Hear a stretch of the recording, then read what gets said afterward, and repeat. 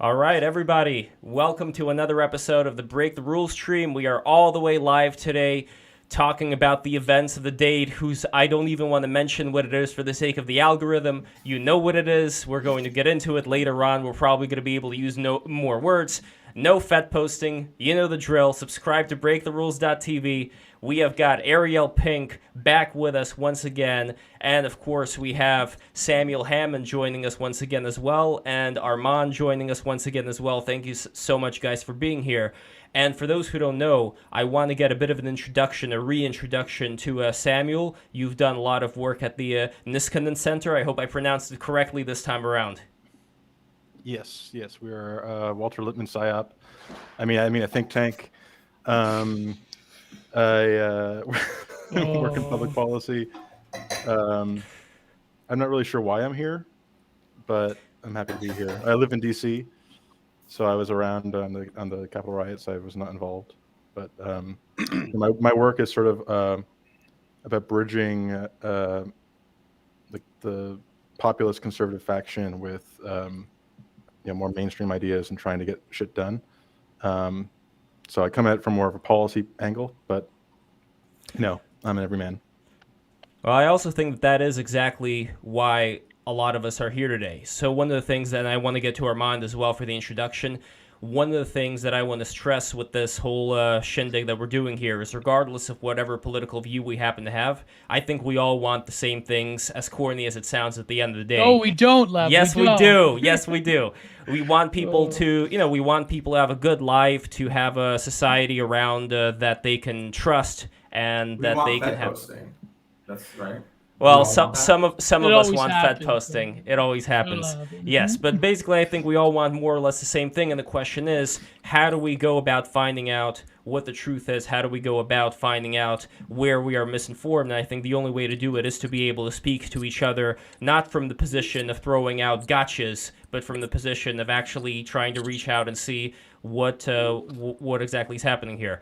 So, Armand, tell us a little bit about yourself, and then we are going to get to the main thing. So, and also, somebody has their mic on, their volume on, which is causing feedback, so I may have to mute one of you guys at a certain point. But anyway, it may be Ariel, but that's okay, we'll figure it out. Armand, go for it, buddy.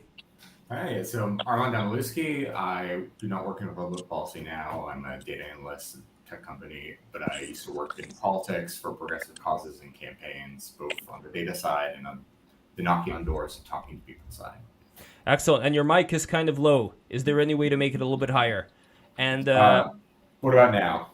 Good. Now it's good. Okay, so Gnostic Informant, also tell us a little bit about yourself as well. So in brief, you've been here on the stream before, and I look forward to having that Gnostic debate happening very soon with Geo and so on and so forth. But also tell us a little bit about yourself and also what role you have within this specific thing, which I did not know about until recently. Yeah, I'm Neil Sunlack. I'm a Gnostic Informant. I'm an ex-Christian conservative who just recently in the last year deconverted from Christian conservatism. I still have some of my conservative worldview. I didn't change who I am as a person, but I did change my mind on certain aspects concerning Christianity. The church I was in at the time, we knew about the January 6th get-together a couple weeks in advance. I drove there from Buffalo to DC, saw the crazy shit that was happening, and got out of there pretty quickly before it got too bad. I remember seeing someone leaving in a stretcher. Long story short, I used to be involved in a high-level Christian conservative group, as you will, and I was on production crews that was doing radio shows with Roger Stone and stuff like that. But if people who've been following me think that I'm like something happened where I just did a complete 180 turn in my worldview, which is very true in a lot of ways. But I still see the value in conservative thought, libertarian thought, and I still try to bring those to the table as much as possible. Excellent. So now let's go to Ariel Pink. And before we get to the event itself, I wanted to, for those who are unaware, get your specific situation at the whole January 6th event. What kind of brought you there and what ended up transpiring?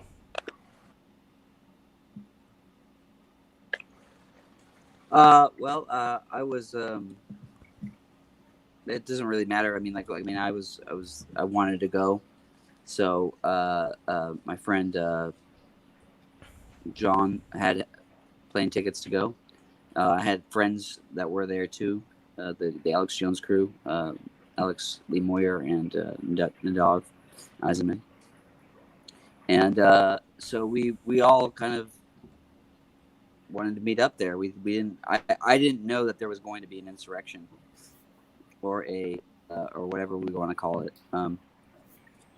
I love that the panel that you have right now. It's a chance to get different sides, particularly. I mean, I know what happened there, and I know what didn't happen there, so it wasn't that big a deal in from what I heard, because I wasn't actually at the Capitol. It wasn't a big deal. I had some friends that went there and checked it out, and came back and told me. But what's happened in the aftermath to me is the whole thing. So it's not so much about the event itself, although I'm not in a position like Gnostic informant to really say what was on people's minds who were there. I don't know anything about that. I just know about the aftermath of being said, of being reported that was so. To me, speaks volumes from my perspective.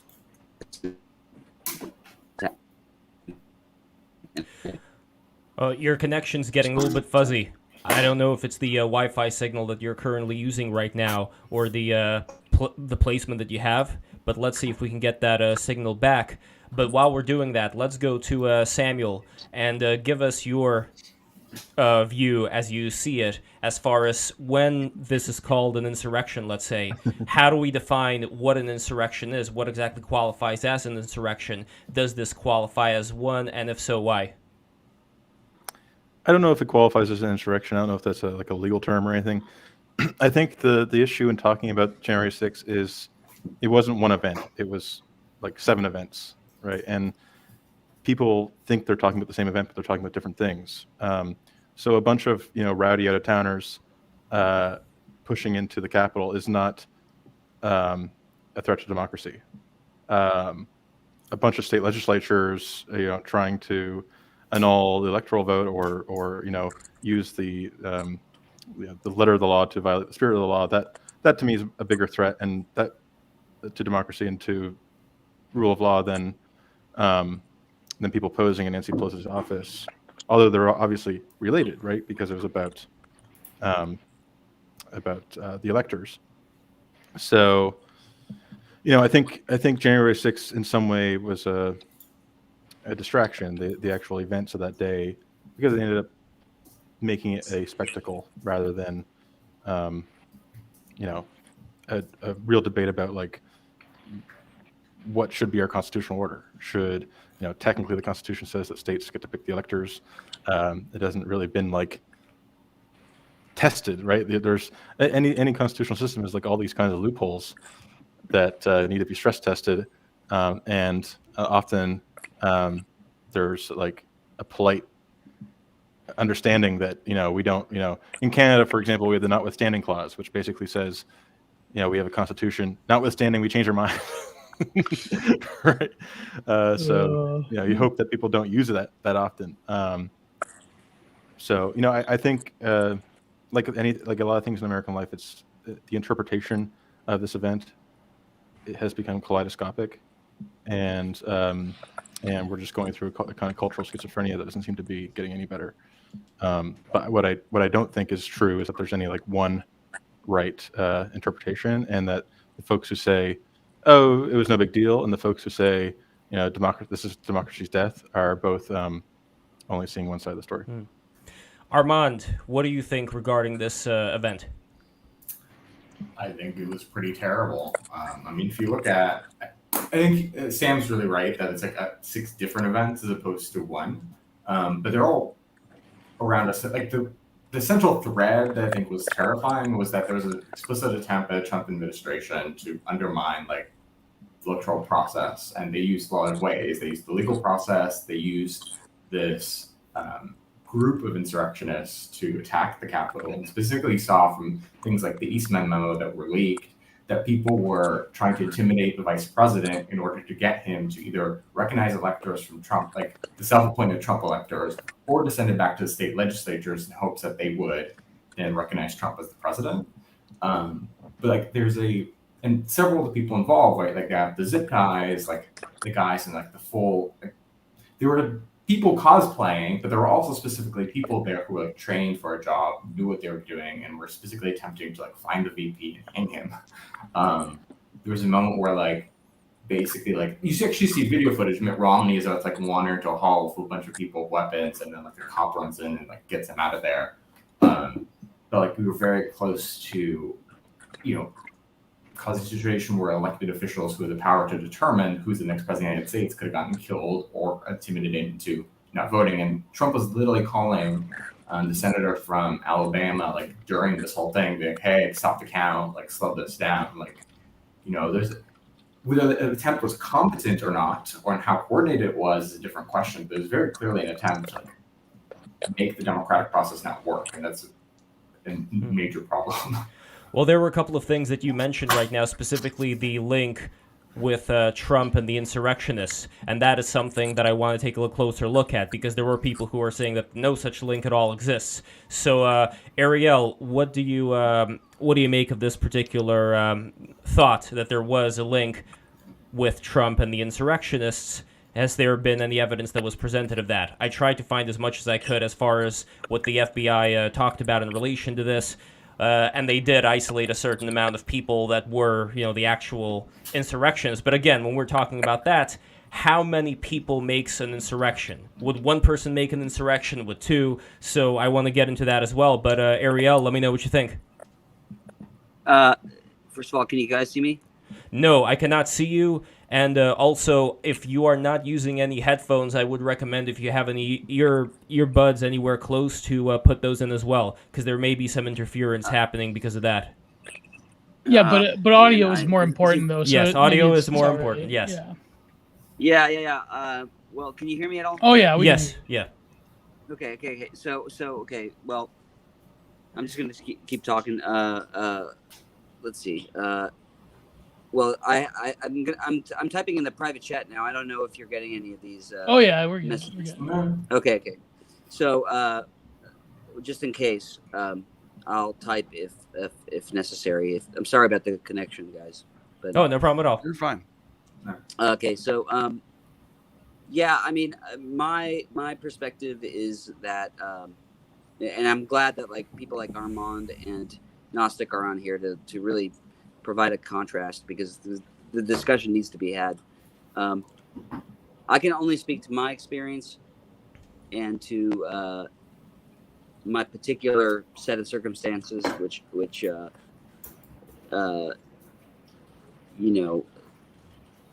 that's what I go on. So I'm not saying that there wasn't a planned insurrection. Gnostic might actually know more about that than I do. I'm not talking. I don't think that anything was that Donald Trump did was illegal. Not just sticking up for Trump in that regard, because I really, as far as the aspects that have been sort of claimed against him, I mean, in terms of like planning the insurrection, I don't think that there's any proof of him doing that. And I'm not saying that as a person that has a vested interest in that being the case.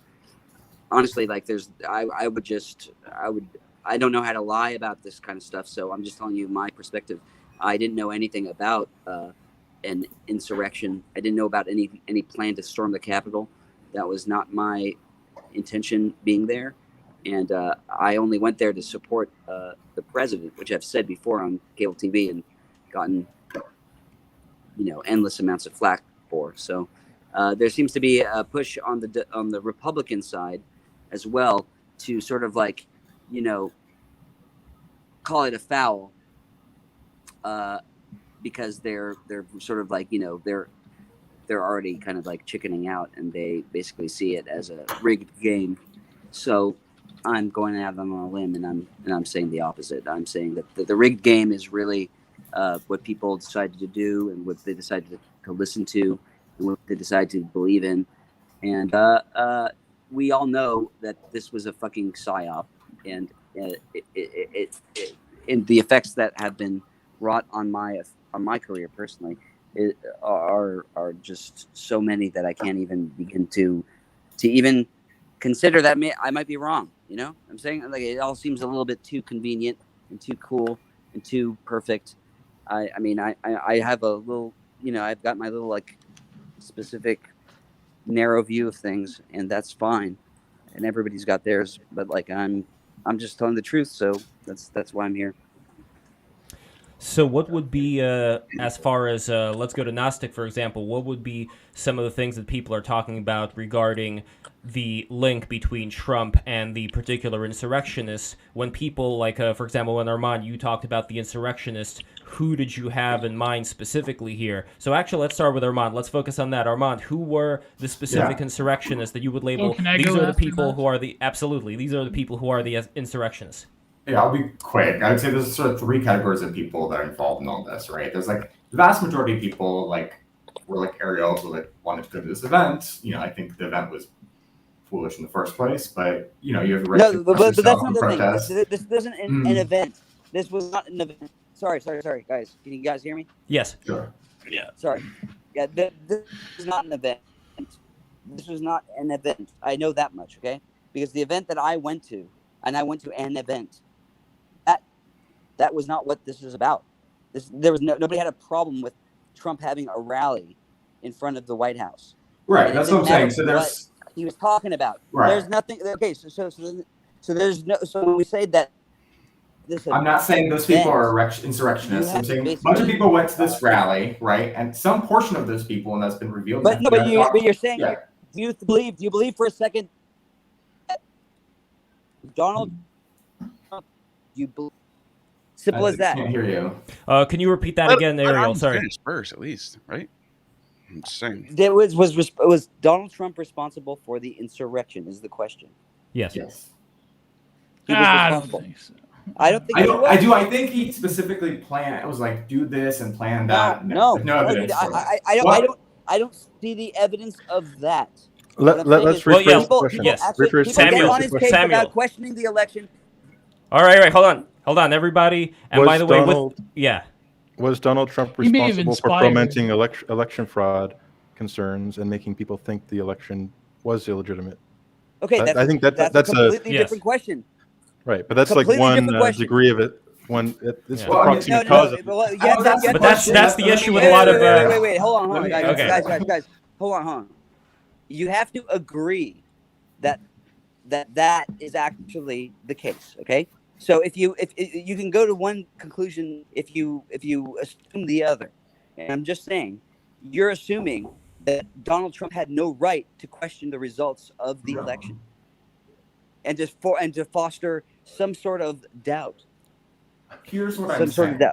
There are two things. What I'm saying is that hold on, one at a time. Let Ariel, let Armand speak right now. So Armand, go for it. Yeah. Be quick. Two things specifically, reasons why I think Trump's responsible. One, the speech that he gave, and very specifically, we're going to fight. We're going to take it back. We're not going to let them. Like, if you read the text of the speech, it's incredibly inflammatory. It just says, let's go march to the Wait. Hold on. Let Armand finish. Also, I'm staring at your ear. It's weird. No. We gotta have a structured thing. So let Armand say his piece, and then you're gonna go for it. Yeah. This is the one. I think that the rhetoric he used is like highly inflammatory, yelling at people to go fight. Understandable that a big riled up crowd of people might interpret that as like, hey, go fight them. But then the second thing is that his people, specifically like the Eastman memo, specifically outlined a plan, right, to use pressure against the vice president to get him to end this process. And his people, his staff, like his Peter Navarro, the like variety of people like work for him were calling various senators and saying, hey, hold up the count, don't do the count. And so do I think Trump like was organizing and telling people to go attack? No. Do I think that he riled people up and then was trying to use that as pressure to get the election overthrown? Yeah, because there's like documentation of this. But there's okay. Wait, Ariel, go for it. So let me ask you this. So he was doing that since like November 2nd, right? I mean, since November 3rd or whatever, since the actual... Whereabouts, yeah. Yeah, you're right. So he cast doubt on it since about that time. If that was an illegal thing in itself, you would think that there would be some sort of arrest happening prior to that. Okay. Now, second of all, it's not the fact that he stokes. You're saying that people would have arrested him? Wait, hold on. Let Ariel finish now. We gotta do one at a time here. What I'm saying is that the inflammatory speech that you're talking about happened on the day of. Nobody knew his speech beforehand, so you're coming into his speech and the whole event with a whole set of assumptions. In fact, you knew about it weeks in advance, supposedly. So what I'm saying is, if you knew what you were already going to basically be saying was an illegal action and something wrong, then how would you know? And why would it matter what the effect was of him saying, "Let's fight"? Well, this isn't over. Blah blah blah. Like it's fucking, just speaking in a very general way, and he was not actually inciting any. In fact, the breaches happened prior to him getting off the stage. He probably hadn't even said those things. That's not true. So, I don't know about. What I'm saying is, I don't know that. You don't know that. I do. Like, there's video of it. Why do you think that do you not believe like any of like the Darren revolver stuff? No. The Darren Beatty Wait, stuff? what specifically? Wait. Dude, I was there. They were live streaming it while it happened. They're like, "Yo, look at me." Well, no, hold on. As opposed to what Armand is talking about, with it being live streamed and captured, what would be the counter argument to that, Ariel? Wait, what was live streamed and captured? I'm kind of a miss. So, Ariel, is there a point that whatever Trump was saying as far as going into the Capitol, that was not happening at the same time as this occurrence, which was happening before that or after that, or what's the timeline here? The timeline, if you guys haven't seen it, there was a breach of the Capitol. There was, it was roped off, well at the street level. So before Trump before he finished his speech, the first breach of the Capitol was essentially was already in place. Like there are people that were waiting there. There's this guy Ray Epps, and there's a whole web of intrigue and all this kind of stuff. And it's come to light. I don't. It does not seem unreasonable to me because it seems highly likely, considering that I was not there and the paper said that I was. So there's a all I have to go on is the kind of weird kind of like law breaking that the media is involved in by conflating events and conflating situations and making them all into one thing. Well, so, we do have Gnostic who was there though. I don't trust I don't trust the media at all at this point. I mean I'm telling you, like everything that you see and everything that you hear is completely bull. It's not. There's nothing real about it. It's completely bought and paid for. It's completely bought and sold. It's basically in the hands of lots of Zucker and whatever the apparatus is there is just basically giving you guys crap. We could all admit the media is not great. I know that for a fact. So nothing that you think you know about the event actually is real, except for what Gnostic and his advance notice about things, that what he knows. But anybody that's like peering in that wasn't there and that isn't me, they don't fucking have a clue. They don't have a clue. Well, let's go to Gnostic. Gnostic, since you were there, can you tell us the timeline of events? Sure. Is Armand correct? Is Ariel correct as far as what happened there? I don't know anything about legal, who's guilty, who's not. I don't even want to comment on that. I'm just going to tell you everything that I can say for a fact that I witnessed, right? I was belonging to a church beginning of last year. This is right before I left. I was deconverting long before that, but I was still going. I was still connected to the church, doing the live streams and all that. I was the camera guy, all that. Anyways, we knew about this thing. January 6th is the day. This is what they were saying. January 6th is the day. We got to go show our solidarity. We all got to show up there and make sure that Pence does the right thing. Not just me who knew about this. This thousands of people who knew about this event before it happened. Anyway, so I got into a van with a bunch of people. We drove to D.C. We got there. This is what I saw when I got there. When I got there, I saw a lot of people with a lot of signs, and I also saw people, like, I guess you would call them Antifa or whatever. I'm not going to I'm just throwing a label out there. There was a lot of like little bickering fights going on. There was a lot of that. Like everywhere you looked, you'll see someone arguing with somebody. It was a lot of that. Now, it wasn't that bad. It wasn't like they were all fighting all the time. It wasn't like super. It was like Seville or something But like any political event you go to, you're going to see that. And that's not a secret, right? So there was a lot of high energy, a lot of people on edge, yelling at each other back and forth. You know, you see a lot of street preachers with signs with Jesus on them. Like there's all types of people from different walks of life that were there that had energy levels. A lot of white people through the roof. A lot of white people, yeah. And so then it started getting progressively crazier and crazier. And then the last thing I saw was someone leaving on a stretcher, and I said, "Let's get the hell out of here." So I drove home. On the ride home, this is hours of a car ride. On the ride home, I get a text message from someone who's still there saying, "It's happening." And then there's a video of everyone running in. She sent me her video on her phone. It's happening. Now, I think the way she said it was like she was happy this was happening. Now, I'm not saying she speaks for everybody, but I'm just telling you what I saw. And by the time I got home, it's by the time they broke in. So, Gnostic, what do you mean by people knew? Did people know that they're going to specifically commit to those actions, or No. did people know about the organization of the rally for Trump? Or in my personal opinion, people were there to peacefully protest. That's what their intentions were. However, I'm not saying that Trump didn't have some play in the people getting high, to doing more. I'm not saying it's his fault either. I don't know that. I'm not an expert on who's guilty and who's not. But I will say this: my intention with my group of people. So that's the thing. Let me just finish this last thought because this is important. My intention, and I think I can speak for a lot of people who came from out of town. My intention was just to go there and stand there in solidarity, and not to rush the Capitol, not to barge in the place. We did not go there for that. I just want to make that very clear. Sorry, we have a friend in the chat, Lev. I'm laughing at his messages. Oh, okay. Before I go, how about Samuel? We haven't heard from you in a bit. Yeah.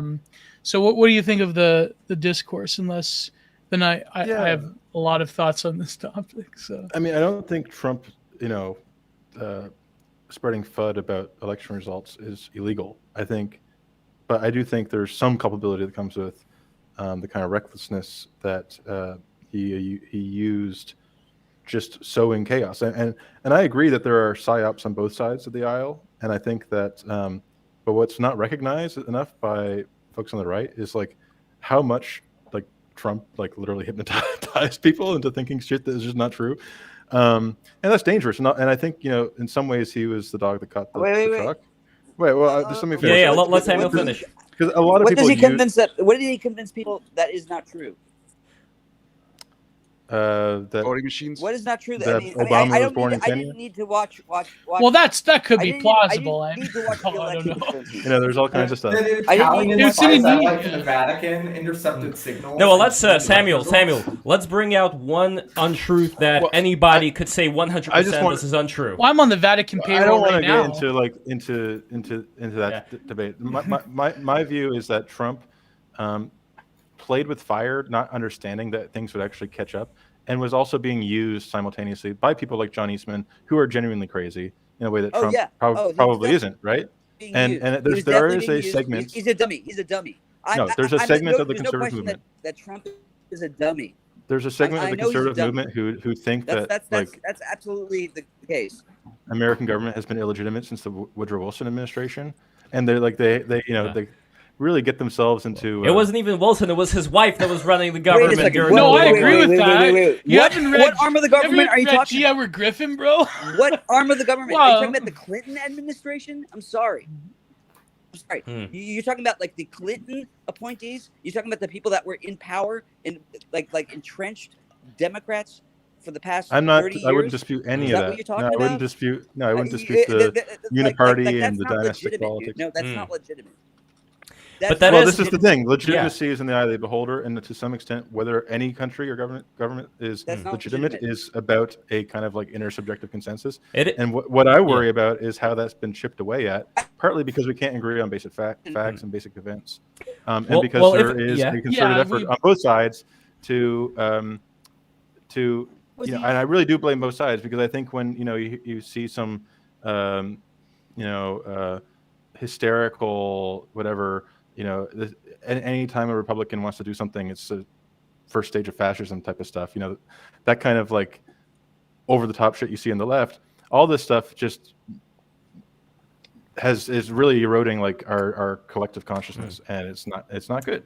And to be fair, Samuel, to what you were talking about, one concern that I've always had with Donald Trump is that if he doesn't like whatever advice somebody is giving him, then he'll just fire them. He'll just get rid of them, except for, let's say... That's his right. That is his right, but it's more of a question not even about Trump himself, but about what the precedent is being set here for future presidents to do. So if we get a future presidents have that Ocasio... executive authority. They have that executive authority while they're in power. Yeah, they do. No, that is true. They do, but the question is, there was a lot of like dead weight that was around his presidency. Come on, You know what?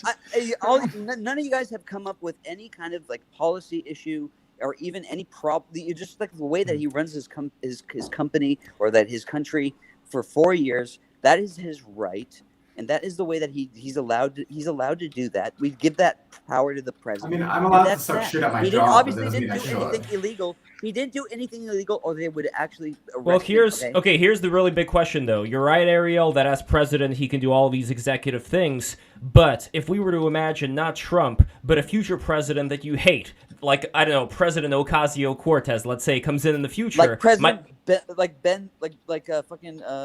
guy that's in there right now, Biden. Sure. So the question is, what are certain things that Trump may have instigated that would create a precedent for hold on, let me finish though. Ariel, I gotta say my piece. He did that. There's no question that he did that. I mean, obviously, there's no question. There's absolutely no question that he's stoked, that it's his fault, that he fostered all this kind of weird sentiment and doubt in the government and all that kind of stuff. Absolutely, that's his doing. That's the big question. What happens now in the future? That's not his fault, though. It's not about fault. It's about figuring a way. It's about figuring a way out of this. It's about figuring a way out of this particular situation we're in. What I'm saying. Well, can I go, guys? Yes, Geo. We've been geo blocking since the Alexander Bard stream that I've not talked in the first fucking 40 minutes. Sorry. No, but I wanted to address a certain. No problem, Ariel. I agree with you 100%. I wanted to address a few points. First of all, I think that January 6th is really becoming a religious holiday for DC verified libs. And I think that the extent to which that any government hasn't been illegitimate is, without getting into conspiracy thinking, I think that pretty much every election has some issue with, or not, more or less. And I think that with this one in particular, it's because the apparatus of like so many government agencies and people in Washington and the media hating Trump so viciously. And here's the thing, I have vast criticisms of Trump being an ineffective leader on the right, but I think that there was enough people that like severely hated him. He really was kind of alone. So the sort of like paranoid, they're coming after me, they're going to steal it from me thinking, to me at least, is partially justified under that apparatus. But other than that, I think that the whole spectacle of the 6th, it really is kind of like the perfect storm for them, what Ariel was saying. And there probably was evidence, I mean, that there's at least in part some kind of like glow in the dark activity. I mean, there was a certain streamer there who we know is a government informant, without naming names, but I do think that the sort of inability of the right to to Samuel's point, it is true. I mean, it was a disaster. I do agree. But was it a disaster to the point where you have Dan Rather going on about, well, our democracy is like going to die now? It's like that's. Yeah, it is though. Yeah, it actually is but not for the reasons that people think it is. Exactly. It's based on paranoia. It's based on paranoia. Yeah, exactly. But one last point that I will address from Armand is that the whole the zip tie thing. It came out later, I believe, in Newsweek in the Washington Post actually, that the zip tie they found it on the ground. It was actually from the police, and the guy just found it, but it was. Again, another picture-perfect moment of that and event. The pipe as well. Nobody's found the pipe layer, so to speak, right now. Dude. But the persecution of people that went there, is it justified to put them in some fucking black site over Well, hold on. I want to get to Armand. All right, I want Armand. No, it was reported that they were beaten by guards, and they were put with bread and water and put in SNY yards. It's just. I don't know. I think the vicious people cycle, can riot, right? dude. People can riot. It's not a problem. They become a political scapegoat. That's fine. No, I want to get Armand's take, but before that, I want to ask. But wait, one last thing. Gio, you're I do messing agree up the that Trump does subscription. have some culpability, though. I do agree because his paranoia. Sorry. No problem. Everybody, listen. Everybody, if you're enjoying this right now, click the subscribe button. BreakTheRules.tv, Patreon.com/BreakTheRules. I got a show. Thank you, Armand. What do you think? I don't know what to respond to. There's so much. I know. Okay, let's take it one step at a time. Let's take it one step at a time. So you were talking. Well, you were talking about how you see this being an insurrection, even though you're not going to label all the people who were there as responsible for it. I still want to go back to the idea that you were talking about earlier when you were talking about Trump being directly responsible, not just in speech, but there was some kind of an actual connection to him and the people who were insurrecting. That's something that I want to flesh out a little bit more. I don't think we got a chance to do that. To be clear, there's no evidence to indicate that, that's what I was trying to explain to the three groups, right? So, largest group, a lot of people showed up, were riled up, some chunk of them went to the Capitol. There were about, what the reports have indicated, about 5% of people who were they had email threads of Proud Boys who are saying stockpile on weapons and bulletproof vests, and they're going to go try to hang Mike Pence, full militia types. There's also no evidence that Trump was connected to those people directly. There is some weird murky stuff of congressional Republicans gave tours some of these people a couple weeks before, but it's and then Lauren Boebert did this weird it's 1776 and here's where Nancy Pelosi is the morning of, which is very shady. What I do think Trump is really responsible for, aside from the rhetoric, though, is that his people like Eastman, Peter Navarro, were making an active effort to lobby the vice president to overthrow the election and to lobby senators to vote not to certify the election. And literally Trump was calling Tubman, senator from Alabama, on the floor as they were doing the certification, saying stop this. He's trying to call Mike Lee.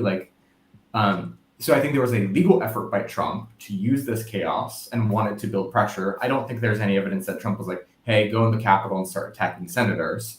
The clearest you can find from his intent was that he wanted to get people riled up, get them to show up outside the Capitol and really pressure people or intimidate them. But I think he bears responsibility for that because he was trying to undermine the democratic process. This is the first election of my entire life. Even when Bush versus Gore happened, which I think was, I'm on the other side of it. I think there was a lot of really shady stuff there. I wasn't worried there was going to be a fucking civil war. And I wasn't watching live streams of maybe the vice president's going to get killed. And it turned out just recently, right, that speaking of those pipe bombs, that the vice president-elect was at the DNC headquarters when that pipe bomb was discovered. And we still have no idea who did that in the RNC. But see, with the pipe bomb, though, that's the big concern that let's say there are some people out there, I'm not saying who, but I'm just saying there are some people out there who would look at this whole pipe bomb situation or anything, with those zip ties and all that. They would look at that, putting it into the box of just being some glowy op. That's the way, and I'm not saying that's what it is. I'm just saying that people would look at various things that have gone on throughout history and look at those as things that they could back up this also being one of those things where they do see there being people who would want there to be this tension and civil war and all that so that more of a power grab can be enacted. And again, I'm not saying that that is what's going on, but I do wish that the sides that see that and the sides that don't can actually speak together to see if they could come to some kind of a conclusion. And I know, Gnostic, you got to go soon, so if there is anything you want to add, we are going to bring Ariel back in. He's walking the streets right now, so I have to make sure that the connection works. I just want to say this before I go. This actually played a role in my changing my mind on politics and as a whole. Not policy, not things like, not basic policy things. But when I looked at Trump leading up to this, I was behind the guy. I voted for him.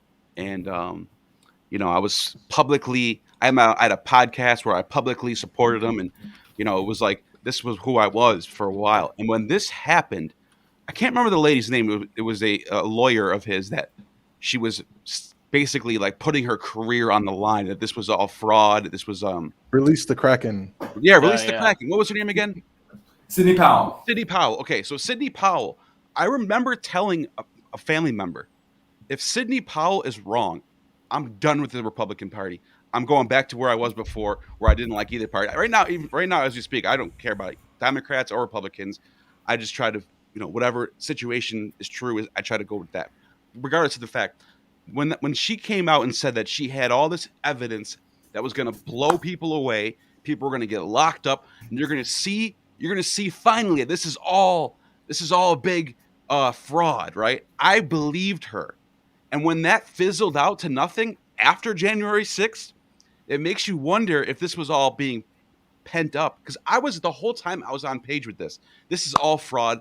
I was like, look at what happened in Atlanta, Georgia, at the where the cameras showed the people taking out boxes of votes and counting them. And by the way, we do have to be careful for the sake of YouTube. Me. Yeah. All right, let me wrap this up then. Yeah. I was looking at all this stuff and I was like, this has to be fraud. They hate him. The media hates him. Everyone hates him. This has to be fraud. They just didn't want him to win again. And then after January 6th, when I realized that there was really nothing going on, this was just a normal election, that really made me wake up to the fact that, dude, there's just as many liars in the Republican Party as there is in the Democrat Party, and this is not the truth. And then it slowly descended out of that. But yeah, I can see why I like somebody used the word hypnotize. Look, I would admit I was probably hypnotized by Trumpism. Well, Gnostic, did you read the fortifying article? Did you read that one? What's that? Where they admitted to fortifying the election, various NGO groups and media organizations and so forth. I mean, that was in Time magazine. I have to send you that one. Yeah. No, and I'm open to that stuff. I'm not like closed-minded. I don't think they completely stole it. I think that it was just an amalgamation of like different groups that hated him enough to maybe like fudge things a little bit, which I don't know. I don't think it was a grand thing. I think generally he the fact that he probably let down a huge swath of his supporters to put support behind other things was probably a big sway for, particular white voters in particular was probably another one. He sort of had this like typical Republican thing where it's like, well, we have to quote the votes of various, other groups, but there's another problem here, though. So I see the problem as being that somebody like Trump seems to be like water in the desert for a lot of people who are, not really being, or at least feel like they're not really being represented in the establishmentarian politics. And I think that when they have this very negative attitude from people who are within the upper echelons of power towards them, towards flyover country. I mean, this is a very common thing. This has been talked about since 2016. But in general, even right now with the whole recent Backstreet Boys World Tour, as we call it over here, I think that this makes people go deeper down the rabbit hole and not really consider there to be any honor left within the establishment, so much so that they would go for somebody like Trump and create this idol out of him. I don't believe an idol should be created out of anybody, but specifically if we're talking about somebody like that, it's like a far cry from an image that we would have of like the George Washington or Thomas Jefferson, of our current time. There aren't people like that, at least that I could see, that we could look at and say, okay, this is the person who's going to best represent. It almost seems like we're just left dealing with a bunch of losers on all the different sides, and it's a matter of choosing who is the least loserly of the losers. I don't know if that's the right way of saying this, but Armand, do you feel me here? Can you explain a little more? I'm sorry, it's hard to kind of. Okay, so Yeah. there is this feeling that people feel who are Trump supporters when it comes to people who are within the establishment. By the establishment, I mean, coastal elites, people in the media, except for Fox News, you could say, that always, panders to that particular base. But otherwise, they feel in the university system, et cetera, Right. they feel like these people have absolute disdain for any principles of what you would consider to be Americana, for any of the values that, sure, those people may not live those values right now. They may be, living a very slovenly, drug-filled life, eating a lot of, GMO foods, but at least they still have this thirst for what it was like in the good old days, even though, of course, the good old days had a lot of problems too. But there is this feeling as if they've been abandoned, that there is nobody out there that would actually talk about certain things that made America, what in their minds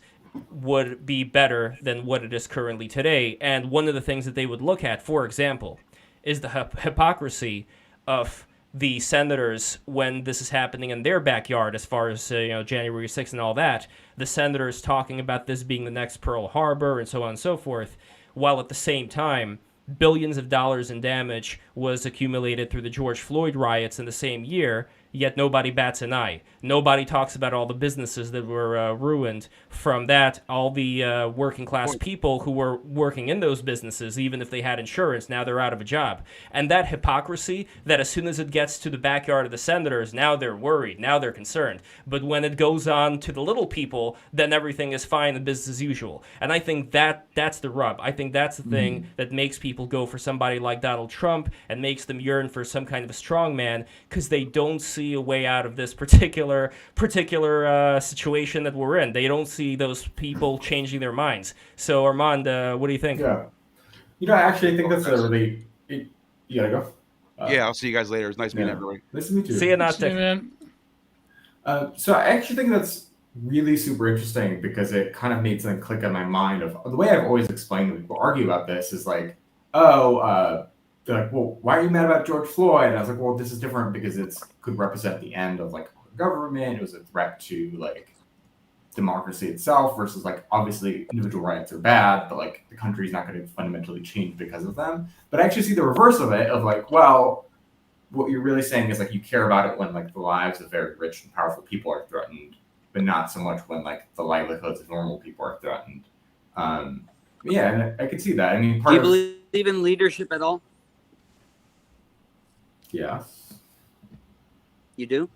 Yes, I believe in leadership, but So I mean, all lives matter, of course, but if what I'm saying is, Donald Trump didn't kill anybody. He didn't. In fact, he killed every president in the United States kills a lot of people. than most Democrats do. What I'm saying is this.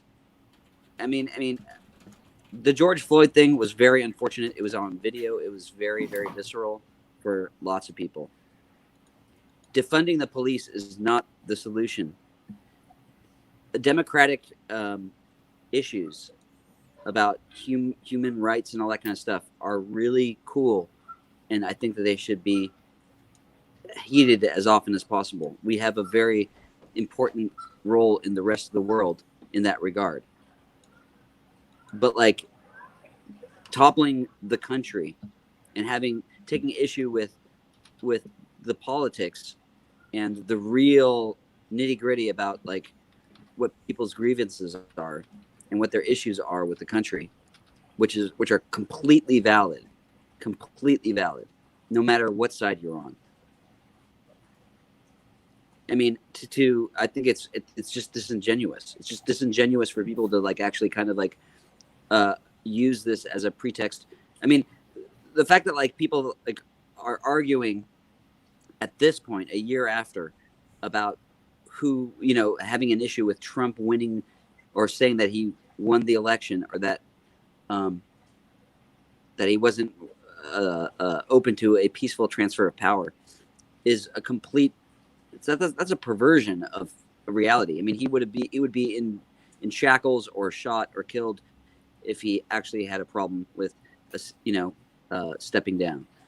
There is no issue with that. He was always going to step down, in my opinion.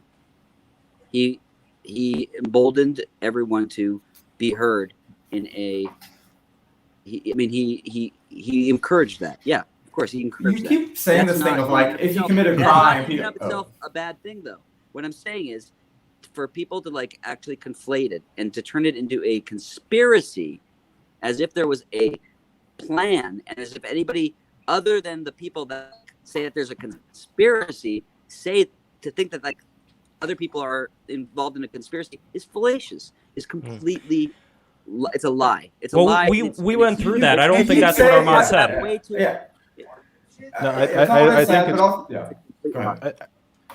Well, I think there are multiple actors and they all have their own motivations, right? So I don't think. There's I don't think. Wait, hold on, Trump- Ariel. Let Samuel finish. We gotta group these in chunks. Yeah, I think Trump was being reckless and but he didn't. He definitely didn't intend what happened on January 6th the way it turned out. But I do think there were a group of people who, like the Paul Ghosters of the world, who really did see this Oh gosh, as the internet guy. Let them. yeah, like people who like actual like Pepe Frog Congress people who who are genuinely like drink their own Kool-Aid on this stuff and really think that there is a need for legitimate regime change. Like the Claremontsters, for example, who had a big influence in the Trump White House. Regime change. Well, I don't know. We've had a lot of Claremont people on it, Including a certain bearded fellow. Don't. I'll never live that one down, Lev. You fucking destroyed my phone. You nuked it, bro. Right?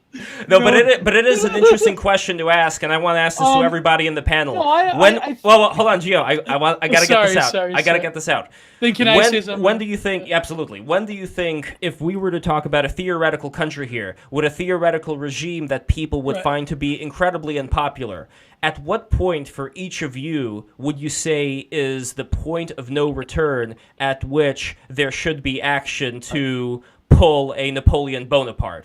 At what point would that be? I would say every regime change is legitimate ex post. I'm a Canadian loyalist. My ancestors are still loyal to the Queen, and my argument has always been that America's original sin was independence. So obviously I put where my my cards are. But after the Revolutionary War happened, that's now the new state, and it's not that there's like an objective fact of the matter, but my view is that I totally agree with what you were getting at earlier, Lev, that there's a huge representation deficit in the American political system, where even people who nominally win elections, or their votes or coalitions win elections, ordinary Americans don't feel represented because it's an incredibly centralized, top-heavy system with very few real membership-oriented civic society and politics. And you do see different parties change and the policies all stay the same because there's just a ton of institutional stasis. All that stuff is 100% true, but putting in people who are only there to smash shit and so even more cynicism actually only makes the situation worse. Well, because we're sort of in a cul-de-sac, and the only way out of this cul-de-sac is, going to Ariel's point, to have actual leaders. But they have to be actual leaders, Well, let me rephrase. Samuel. Trump treated the country like a rental car, right? And nothing drives like a rental. Well, right. I want to get to Gio's point as well, but before that, there is actually Armand didn't finish his point. Oh. We need to get to Armand, then me. Okay, Armand, go for it, buddy. Just quickly, the Ariel keeps saying this thing of well, if you commit a crime, you'd be totally arrested. It's the most bullshit thing in the United States. Tons of people commit crimes all the time, no punishment, especially how powerful that they are. Nixon got away with it. People rob. The more powerful and wealthy you are, frankly, the more you get. He's not very powerful though. He was the not president of very the United States for 4 years. He's a billionaire. He still has a voice. He's not. He's those He's people not like you sucking him off. Like, frankly, like he's very fucking powerful. Dude, he's gotten banned from. Dude, the guy he can't be on Twitter. The guy got canceled. Twitter has been an absolute No, but shithole. Armand, this Banned. talks to a bigger issue. Again, whenever we talk about Trump, I want to talk about beyond just Trump here. Sure. So this talks to the bigger issue of social media being the default public square, and what this means down the line when tech companies can pick and choose. Banning who an gets actual who. sitting president, that's kind of scary, you know? I mean, that's... Yeah. Because you could have all kinds of excuses and say, well, Trump did this and Trump did that. This is why I want to get some objectivity here. And I know Samuel is a fellow loyal Leaf, just like Gio. But beyond that, Actually, no, do not place that on my head. There is How many things are going in here? There was a quote. There was a quote I wanted to say from Alexander. There's 2 out of the people here discussing the American insurrection in the country that burned down the White House. Oh yeah. That's So- when Canada was yes. actually based. That's Yes, exactly. Based in leaf pilt. So here's a quote from Alexander Solzhenitsyn, and I think this would Oh, cement Lev, more. come on, don't break out the show. Yes, I will. Yes, I will. Here we go. Don't. And how we burned in the camps later, thinking, what would things have been like if every security operative, when he went out at night to make an arrest, had been uncertain whether he would return alive and had to say goodbye to his family, or if during periods of mass arrest, for example in Leningrad, when they arrested a quarter of the entire city, people had not simply sat there in their layers, paling with terror at every bang of the downstairs door and every step of the staircase, but had understood they had nothing left to lose and had boldly set up in the downstairs hall an ambush of half a dozen people with axes, hammers, pokers, and whatever else was at hand. The organs would very quickly have suffered a shortage of officers and transport, and notwithstanding all of Stalin's thirst, the cursed machine would have ground to a halt. If we didn't love freedom enough, and even more we had no awareness of the real situation, we purely and simply deserved everything that happened afterwards. So the reason why I'm mentioning this quote about the Stalinist regime is to point out that I think there are objective states of tyranny where we can all agree on this should have been averted, this should have been prevented, and what I try to do with BTR is to figure out with any government that we're talking about, whether it's the United States, whether it's China, whether it's Russia, at what point is the point where you could already see the point of no return in the horizon? By the point of no return, I mean something that Solzhenitsyn was talking about. There's an answer to that, I think, and I think that it's it has to do with the law. It has to do with like whether people really break the law, and I think that like anything that like Donald Trump did that was illegal, they should be able to prosecute him, and he should suffer whatever consequences happen because of that. I mean, I honestly don't have any fealty to Trump per se. Well, Well, I wanted to ask this isn't Armand- about Trump. Well, this isn't about Trump, though, specifically with this question. It's more about what is the state. No, but I wanted to ask, What I'm like, why saying is is this. Trump uniquely evil in the regard of like presidents getting away with stuff? All right, but Because- then we're gonna go You know back what to I my mean? question. Like, But then that's- we're gonna go to back me, to it's my like question. again going back to this hyper real sort of apparatus we're living in now. It's like that's Well, no, Trump there's was, like, law. the That's glitch why I say point. the law is the arbiter of what is legal and what isn't, and what is allowed from a sitting president and what isn't. And it's not the speech that he says. It's not what he says. He can say what he wants. If we get like a just a bumbling idiot into the White House, they're entitled to say what they say, whether it's reckless or not, dude. Like, I mean, that's what we voted for, and we have to sort of just kind of like take it for 4 years if we believe in the system at all. And I'm, obviously I'm not insurrecting right now. I'm not at the fucking White House. I'm not at. I'm not saying that Joe Biden. I just love insurrecting as a verb. I'm not insurrecting. I'm gonna right now. insurrect. It's like Dragon Ball Z. Your hair, like I'm insurrecting. But I mean, Oh, I could be. I man. could be doing it at the memorial or whatever. I No, don't but know. for context, Armand, people in the media specifically lied about Ariel Pink, saying that he actually was at the event. So Yeah. that's I understand. And it. they still do. It's- They still do. Yeah. By the way, it doesn't go away.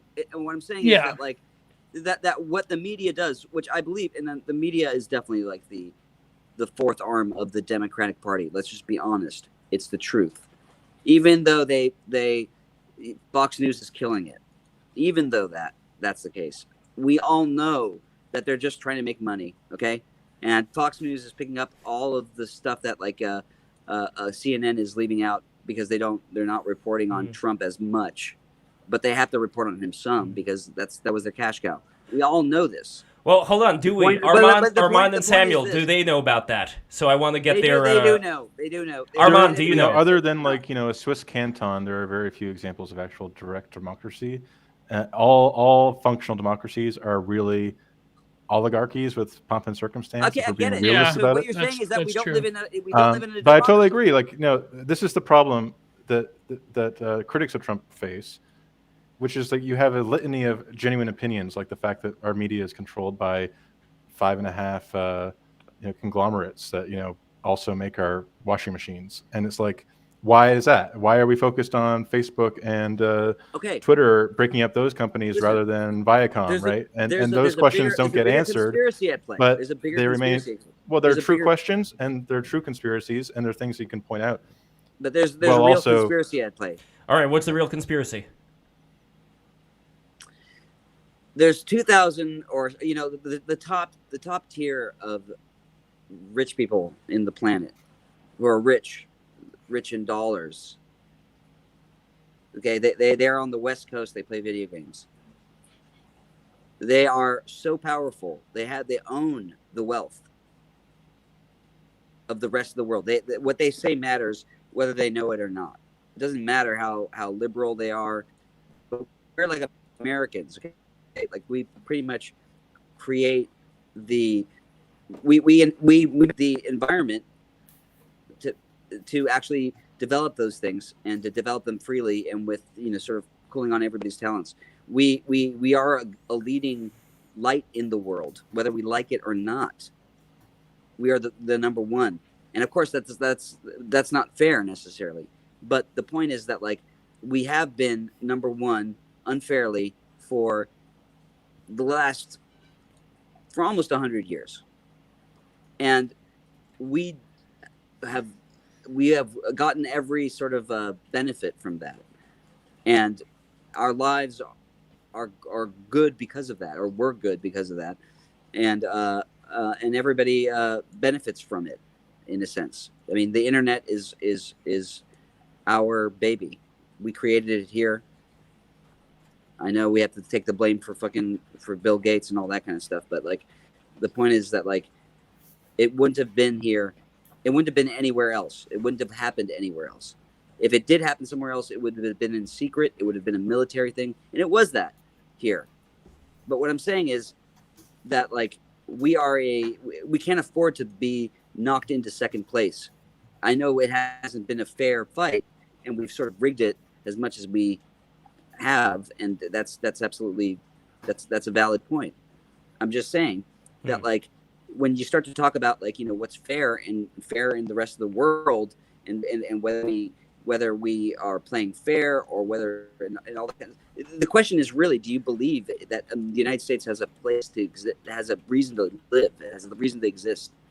I mean, I think that like there's no doubt that like Trump did not see the end of the United States. They did not want the end of the United States. They didn't want to overturn democracy. They didn't want to like destroy the country so that there's no America left. Nobody can say that. But the people that like actually like,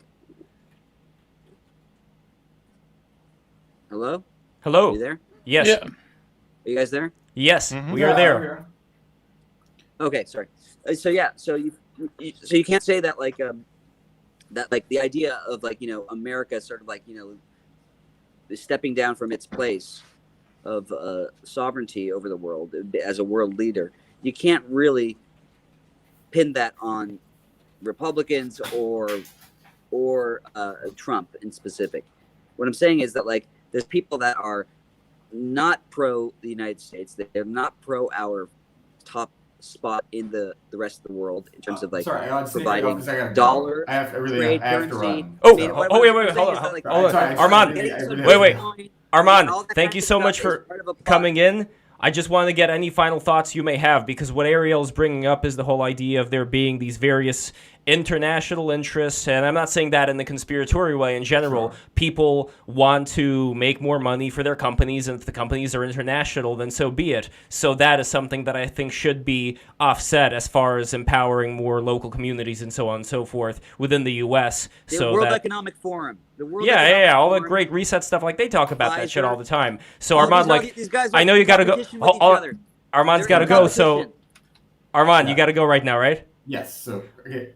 My last thoughts on that. Yes. Just, like, the reason I care so much about this is, like, my parents are refugees from a totalitarian state. Like, I was instilled into as a little kid that, like, America's a special place, and it offers opportunities and hopes for people that nobody else has. And I think what happened on January 6th, but more importantly, what's happening at the state legislatures, where they're trying to change the rules to make it so that state legislatures can override, like, local election authorities, make it harder to vote. I think all that undermines the things that make this country like a special place. And I believe in democracy, as imperfect as it is. I believe in real people having voices rather than just elites. And I want to fight for it. I know we've never gotten there. We're always going to try to get there, but I'm going to do my best to keep us, in that direction. So thank you, everybody. This is really fun. It's always great with y'all guys. And I especially appreciate the super weird comment section. It's always very bizarre. I don't understand half of it. That's part of the charm. And everybody subscribe right now. All the people who are watching this. Armand, I really appreciate you Armand, coming you have in. a few supporters. Yeah. Some people were calling you daddy out there. I can't even tell if those people being ironic or not. It's weird. No, it's all. Summer. Oh, that's just our friend Paul Town. Don't worry about him. We should get Paul Town in here. We should get Paul Town in the house. Paul, are you free, by the way, right now? I really gotta go. All right, Armand, thank you so much for coming in, buddy. Thank you. Okay, so so let me see what is going. Okay, Ariel Pink is still here. Ariel Pink, you dropped out, but you are back once again. So as far as what I was just waiting until he left. That's all. Okay. Well, as far as what Armand was talking about, I am also an immigrant. I'm also from Russia. But my concern again is that people who are, within the World Economic Forum types and all that there is a disconnect that they have from the rest of the people. Where my concern is just like we did have a World Economic Forum adjacent fella in here on the stream a couple of maybe it was like half a year ago now. Oh, Paul Town says he can join, by the way. Oh, excellent. Okay, I'm gonna. Well, Gio, send him the link. Paul Town. He's no, the guy who was adjacent to the World Economic Forum. Oh yeah. So the guy who was adjacent to the World Economic Forum. Oh, what was his name? Terrell. Yeah, Mark Terrell. So Mark Terrell, the way that he was talking about life in general was that he thought, how many millions of people can I help, and what is the right method of helping this amount of people? It was very analytical. Effective altruist, or it had to do with, for example, 300 million is the tops. Yeah, well, he was one of the people who was doing the operations in Libya to get rid of, Gaddafi. And so when you have people who think that they know exactly what needs to be done to create this fairer, more just world and have the ability to do so, that's who I'm pretty concerned about. It's dangerous. Yeah, it's very dangerous. It's what we should prioritize our citizens. Prioritize the citizens first. Telescopic philanthropists, people who are looking through the telescope at deprivation we should and preserve our country. We should preserve our borders. And with the borders things as well, like so many of the World Economic Forum people, they also speak about having no borders and there's no... Yeah, they're one world government. They want a communist state. Yeah, this is like 1906. But Samuel, when you are in your particular Niskanen Center organization and you have a meeting, this is our annual Niskanen Center meeting. Does anybody ever use the word world government? Does anybody ever talk about that kind? Okay, no. But isn't it weird we're a 5-year-old organization, but I will say I will give more credence to this than anyone else in DC, in a proper establishment think tank. I came up as I wrote my capstone essay in high school was neoliberalism in Canada, where I was a neoliberal pilled to the core, and I still markets and stuff like that. But I was the guy who was we need to Hillary Clinton's hemispheric common market doesn't go far enough. Oh my God! And so I was into that destroyed shit. you in our politics class. No, I'm kidding. I'm kidding. I'm into that. I was like a into that shit, and I Reaganite still, back then, so yeah. yeah, and most of the important things in policy have to be depoliticized and put into independent institutions with experts and stuff like that. My evolution away from that hasn't been away from like small liberalism. It's been back towards a more, what used to be called embedded liberalism, like the Galbraithian, Keynesian liberalism of like the post-war period, which was like a liberalism of a popular sovereignty, and recognize that like there are real risks with trying to push institutions beyond their right-sized scope. And that's not to say that there isn't a world in 1,000 years where we have steadily integrated in ways that have lead to changes in our institutions that match that economic integration. I think that was true. Something that was like rushed in the case of the European Union, let's say. But well, I think that's interesting. I take this more as a sociological thing. Like, what is the pace of change that actually people can stomach? And I think and to avoid being the person Lev was describing as like sitting on their throne, saying, "I can see the utopia, and we're going to get there through my rational construction." But it's not even just one person, though. This is the issue. The issue is that it seems to be a mind virus that's infecting so many people where they all happen to agree on exactly the same strategy. It's like that same Mark Terrell guy. You, Samuel, used the word "mantle" to describe this particular event. He was also using that term, not in a positive way, though. So unlike you, but he was. No, mine was ironic. I don't know. If it's positive. Well, he was. I was being ironic too. But when he was talking about the mantle thing, and he says, "Well, I'm never going to come back on the stream unless there's a woman present." The first thing that I thought of is that the people who are hanging around. At first, I don't think he was. No, the people who are hanging around him, they may be of different colors, of different genders, but they all seem to think the same. And that's the big problem that I see today, where it's hard to actually sit down, and I'm not saying specifically in your organization, but in any DC think tank, would anybody ever sit down and say, like, look, guys, let's be honest here. This is something people are looking at the horizon as a threat, that there would be like some world government, World Economic Forum, eat the bugs, live in the pods thing. And not say it like a joker. The child tax credit. It's not at that, that's so lofty. And I would say we're more heterodox and we're like the cool side of corporate, like we want to save I want to save the establishment from itself. Me too. I don't think there is any way around. There's only through, and that means I think the establishment needs to really recognize its problems, reform those problems, and bring back like a degree of state capacity and competence and effective institutions, but not just effective, but also representative. Capacity. Ariel? Yeah, capacity to actually do shit, and because right now, what really is going on is no one's in control. There's no lizard people in control. They don't, unless I'm missing some really key aspect of it all. I mean, I think that there's corruption. Obviously, there's obviously corruption. There's obviously favorites being played, favors being given out. There's definitely like the establishment and the norms, and then there's also the people that they are slaves to.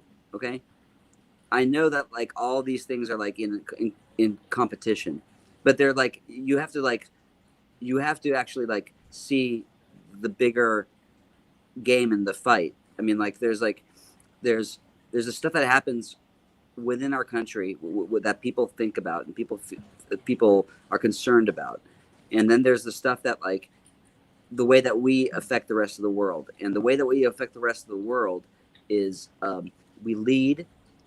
The things that happen here sort of like happen everywhere else by some sort of weird chain of command, which is not like, direct or obvious. Mm-hmm. It's sort of diffusion. It's not confusion. It's just, it's really just, it's the rest of the world will bend to whoever's in the number one spot. Okay.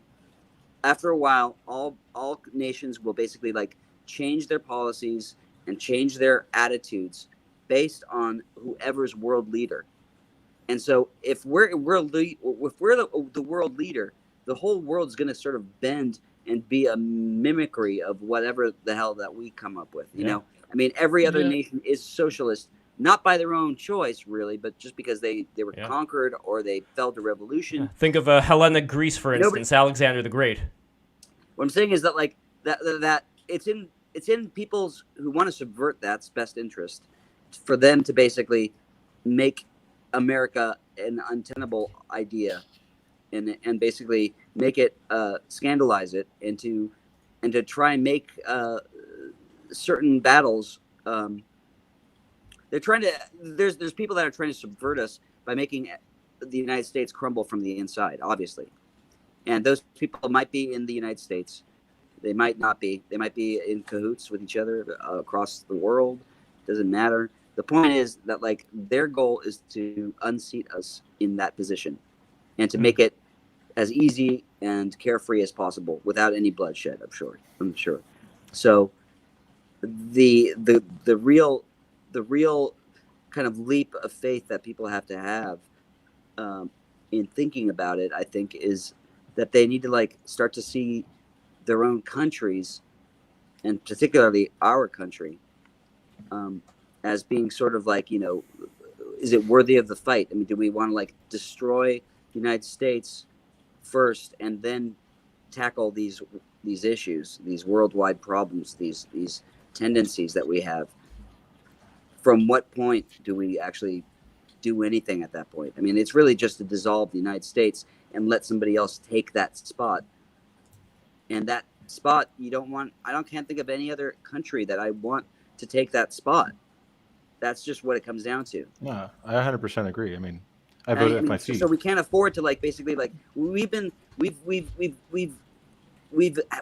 experienced and enjoyed the benefits of 150 years of no civil war. That's more than like any other country. So we're old by today's standards. And we've reaped every benefit from that longevity and from that ability to like actually kind of like live with each other and have these disagreements and not have it kind of like shake the foundations of our republic. So in my opinion, it's a matter of people like, you know, picking their fights and picking and not getting distracted, not allowing themselves to get distracted by total controlled demolition. You know what I'm saying? I mean, it's like they're making us go at each other's throats as if we're the problem, and that's not it. You know, there's some bad people that are basically pulling the levers. They're shifting the landscape and they're changing it, but like we're just all following suit. You know, well behind. We don't even have a clue. Yeah. And we got Paul Town in the house as well. Paul, I'm curious what your thoughts are on the discussion. And also, I keep forgetting, do you have a Twitter or just the Instagram? Yeah, right now I have a Twitter. It's at China Warning, which is the handle. Yeah, my thoughts on it. I mean, I'm kind of coming from a similar place, I think, as Ariel Pink, probably. My thoughts on it are a bit more related to like the second order effects of like Ariel, you were there, you weren't like in the Capitol, but you were at the event and you know what you saw. I know where I wasn't, and I know you were but you so know what you saw. I wasn't at the Capitol, so I didn't take part in a crime of any any sort. You were like yet I'm seen and treated as if I was at the scene of a crime. So that's an ongoing thing. That's an ongoing thing. That's not something that I can like walk back or even say anything about. I just know how the media works, having been in it for long enough to know that you cannot trust anything that you hear, and that there's nothing, there's no depths that they won't plummet to. Yeah, but like you the people you were around and the people you were with and the area you were in or whatever, you know, like the general mood was not. It was not a all right. We're gonna go. You know. No, there was not. Over. It was not like that. Yeah, it was obviously not that. There's Anyone who there's paid kiosks, attention knows dude. it was not. What I went to was like a concert or like a, Yeah. a trip to Disneyland, dude. Honestly, there was Yeah. nothing there's nothing uncouth about it. It was just like listening to a rally, like a big concert. There was like sound systems and stuff like that, and big screens and stuff. That's what I went to. That's not the same thing that this whole thing is about. Although they want to make it about that because it allows them to completely like lie about stuff when the premise is completely wrong. So and nobody questions that. Nobody like starts to question whether like the whole thing was actually manufactured. It's like, dude, all the cameras were at the Capitol, not the fucking White House. How did they know? How did they know? Yeah, and apparently they had liberals seem to know about the insurrection so much more than the people that insurrected. Why is that? Why? Yeah, people were. How could they possibly know? I mean, honestly, it doesn't get talked about at all. People get like wrapped up in all these other fucking arguments, and it frankly pisses me off how stupid people on the right and on the left are. It's an embarrassment. It's an embarrassment. I can't even believe the people I've known my life, who I respect and look up to, have just like lost their minds trying to get over, like mull over the details as if there's anything to really talk about. It's not that complicated. It's really, really not that complicated. And they're trying to make you think that it is. It's not complicated.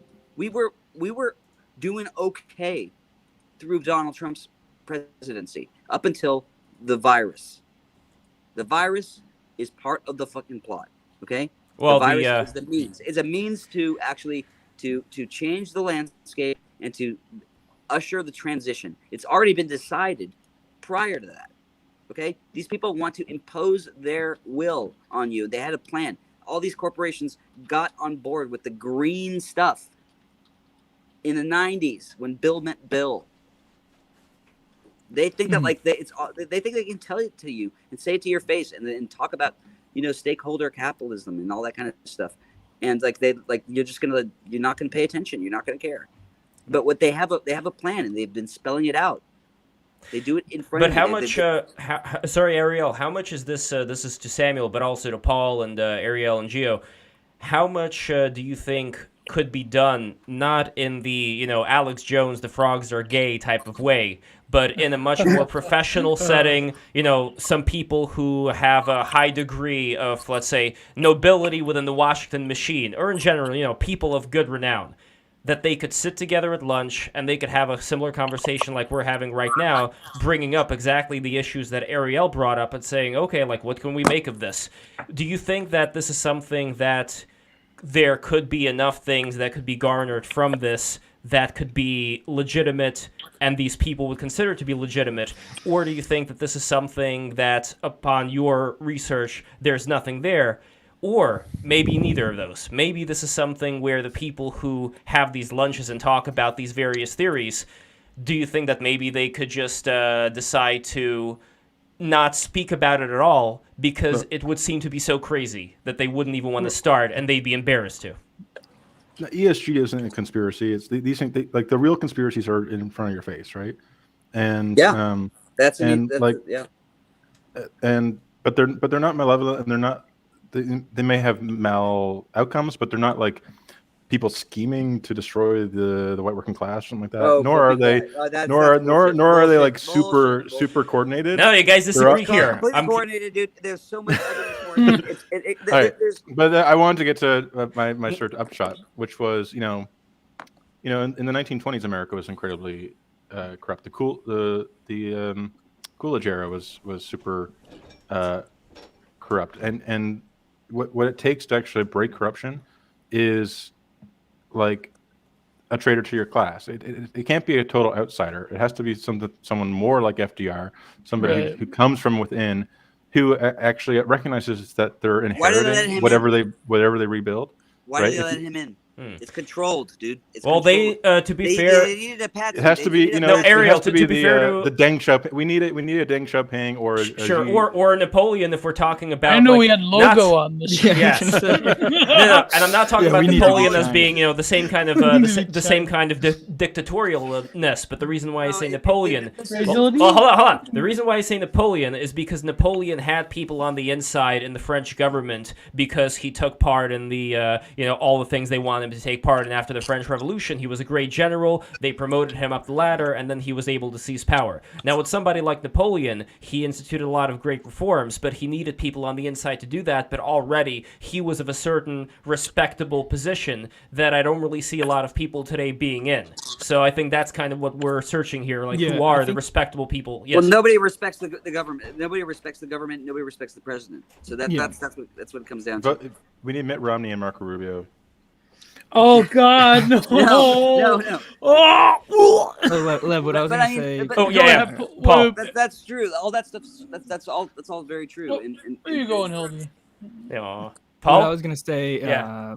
to your question about like what can actually be done. I think like on an individual basis, like when I know people from like a lot of different areas, and when I talk to them, like pretty much everyone is all like essentially on the same page of, oh, things are crazy. People are just lying. Like the media's just lying about whatever's happening. It's not as like the January 6th stuff was not what it's portrayed to be at all. And this is not just like right wing people. This is like people who are very liberal or left wing. Normal. Yeah, people, normal people. Yeah, actual when you people. in private, they'll be like, yeah, like obviously those are just people who got riled up. Some did some stupid stuff. It wasn't like a malicious thing. It was a angry people doing dumb stuff thing.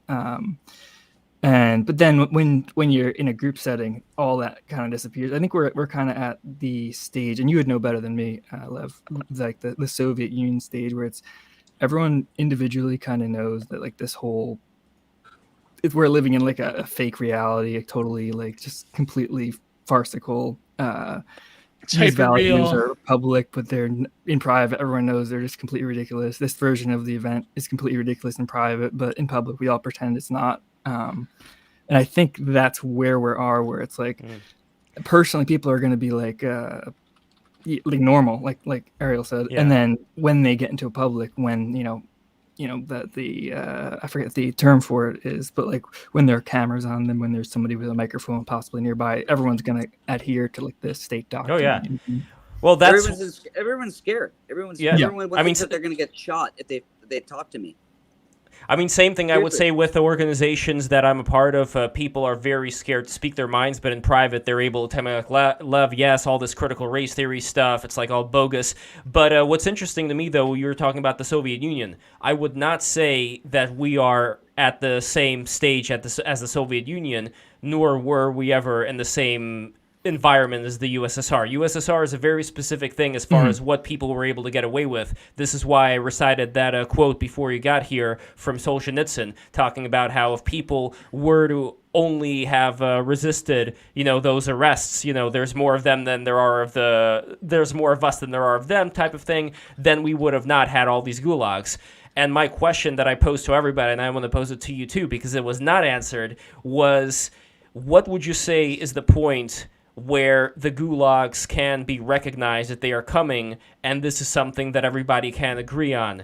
What exactly would that point look like? I do not think it's the point. I do not think it's the point here now at all. I think that here we have a very weak leadership, and I don't see them doing anything of that. But what would be the point? I think we're past that. I think we're at that point already. Like I think Ariel would agree. It's like it's a soft, it's implicit, it's not explicit. You're not going to a camp. You're not getting booked. None of your friends are going to associate with you.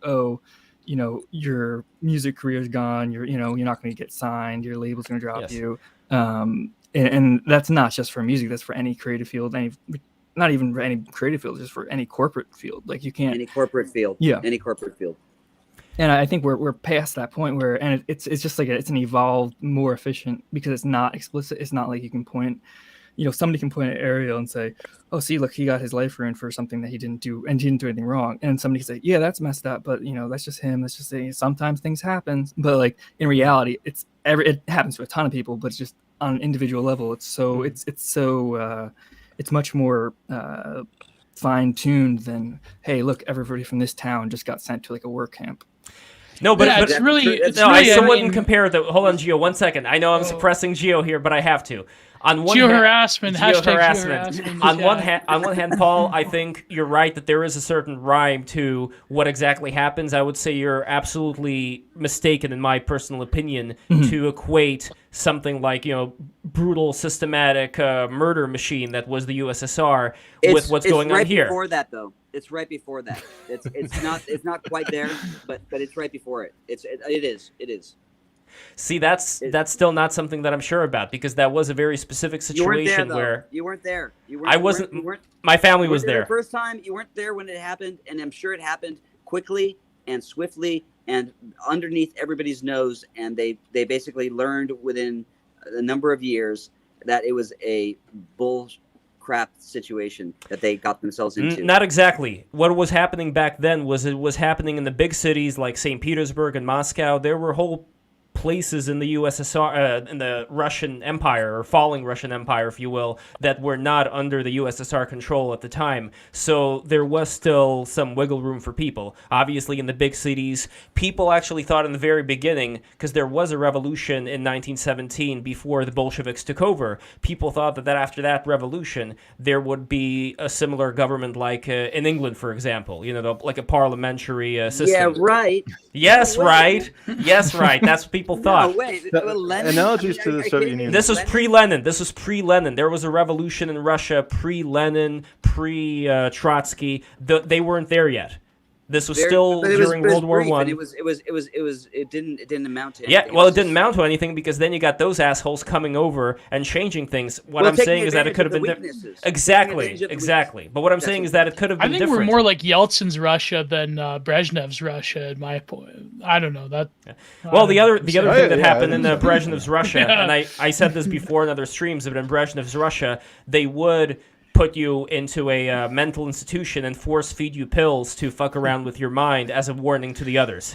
If you think, but it was around for at that point already. 50 years or something like that. More than that. I mean, but like we're at that point too. The big problem people who have a problem, like people who say, oh, like this, people who can't function in the all the inconsistencies and all the labyrinth of like, oh, you can, it's very schizophrenic, disjointed worldview. It's like people who can't manage to wrap their heads around, oh, I have to lie about this, so I can be honest about this, so I have to lie about this. They're the people, on the streets, on meds, and if they're on the streets, eventually they get put in like a psych ward and that sort of thing. But we still have people out there. Maybe it's the crazy people who are actually saying. Yeah, it's maybe the joke goes right. That's from Airplane 2. Do you remember when they were saying Michel Foucault, Birth of the Prison right now? Go for it. No, I think like the last, Ariel, you were talking about like the last 2 years, the incident that I don't want to mention for YouTube reasons. Thank you. I think like the sort of apparatus of like a biosecurity state is very advantageous for a number of reasons, especially when we have a lot of ambiguity around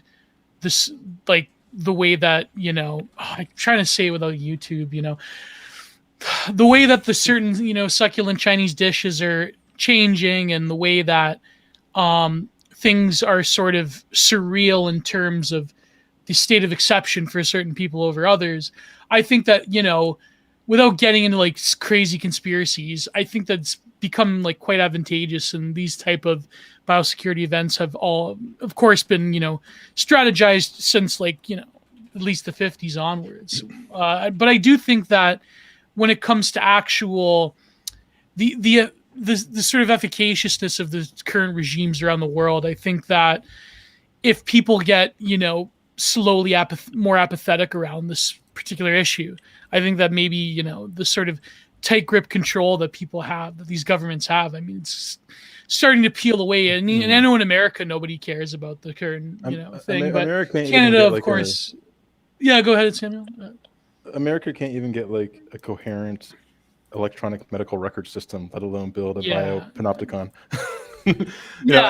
This is the big issue with it, and why like most analogies to the Soviet Union are kind of dumb, because the Soviet Union really did have like smoke-filled room kind of cabal kind of conspiracies, because the structure of government provided for that. The big problem in the United States is it's polycentric. There's no one person in charge, and that leads to like declining state capacity, because we can't like build anything anymore because anyone can veto it. But it also means that like conspiracies the don't people- operate through The people that intentional are in charge. egoistic Right. planning. They operate through cultural fads and sociological Through trends. discourse, yeah. This Well, they're bought and This is paid very for. They're bought and Foucauldian. paid for it. And That's the reality. And Samuel, it wouldn't mean that there wouldn't be people with tons of cash that would be able to infuse that cash into particular things that they would want to see in society. I mean, Right. we could all accept that that not- would exist. Yeah, this actually Yes, but reminded me of- there are ways in which that it's sort of like Dragon Ball Z Powerball back and forth of like the lasers are like canceling each other out, and then there's other issues. It's like how There's do we not- even I know don't how think to there are. manipulate it? The Lincoln Project ran ads that Lincoln surveys Project has showed made people want to vote The more Lincoln for The Trump, Lincoln right? Project is- Yeah. Yeah, no, I the think Lincoln Oh Samuel. God! Don't mention the Lincoln Project. No, I think No, Samuel I has a actually great point. hate the Lincoln Project more than I hate like the Brookings Institute or Oh, any man. other explicitly like liberal organization, because they have that kayfabe of like, well, we're common sense conservatives, and But really, there's like yeah, you know. No, guys, I There's think like- Samuel. there's I think like- Samuel has a point. I think Samuel is lines. white pilling us right now. But no, My white yeah. pill is that America, the black pill for America is that we are Afghanistan after 20 years. We have all this civil society. We are all this fake civil society that like it doesn't really have much underneath it, and no one is really in charge. We have like an amazing payment system or something like that, but like we don't have running water. And Well, in certain parts You know, of America, Samuel, you know, I looked at your account and I saw many of my based mutuals follow you. Now I realize why many of my based mutuals follow you. So no, but that's amazing. But Paul, I wanted to get your take, and then Ariel Pink. Wait, hold on. I want to make sure though, Samuel. Did you finish? But I do your think the point, though? biosecurity state is I don't think not- Samuel finished this point though. He's Oh, just yeah, said shit, he sorry, just said the Samuel. black pill, but what about the white pill? well, it's sort of it's like the black dress or blue dress that you see. Depends how you look at it. You know, like on the plus side, there's really no one in charge. On the downside, if things were a little more centralized and a little more intentional, Vietnam has an incredible public health system because the Gates Foundation went and built one for them, right? And they like have contact tracing and have it's like a better public health system than some first world countries, right? And that's because it had some degree of hierarchical organization. Whereas I can't even, if you don't have really good insurance, you can barely get anything if you're at a network, right? In America. Yeah, and I would that's say, because like, we're to sum up, we're super fragmented. Yeah, on the plus side and the downside, America's too broken to really be efficient in certain things.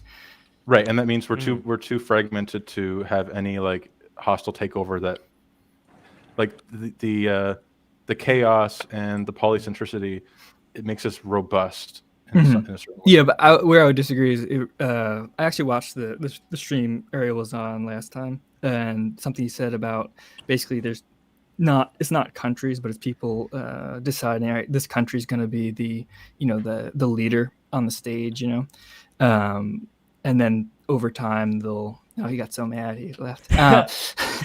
No, but basically Ariel said that it's not a America China thing. It's whoever pulls the strings at the end of the day, deciding, we're going to transition away from an American sort of quote unquote republic or whatever, democratic republic, to more towards a Chinese sort of.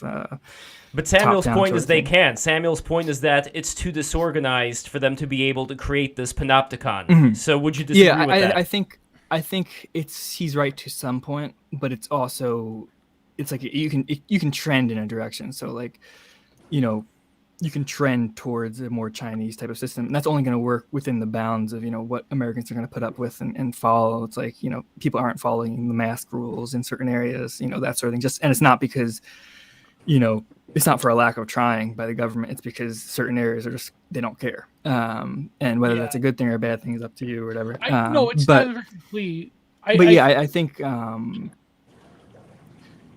think it's much more mechanistic in terms of with like technology and that sort of stuff. It's you don't need to have a real top down sort of like very efficient system. You can just you just control the central nodes of like communication and setting standards, and then everyone is gonna essentially police each other, like how with Ariel, my friends aren't talking to me, or people I used to who are totally fine in private, they don't have a problem with me, they're not gonna do it because it might offend somebody that they want to work with in the future, or some that sort of thing. And you don't need to be super efficient to basically set social standards and set, this is appropriate, this is not appropriate, and Totally.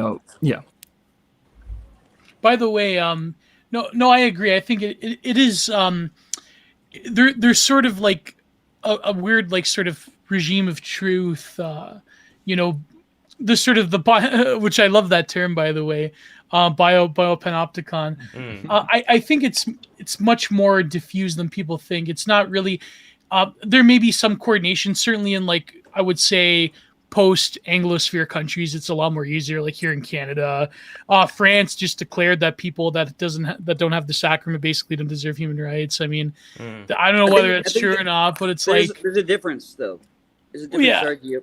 Like the difference is that there's the people on the right in any given country who are pro their country, so they have a significant base, and they are there for the preservation of their country, and they are by proxy pro other nations. That's like as far as like Westphalian thought or whatever.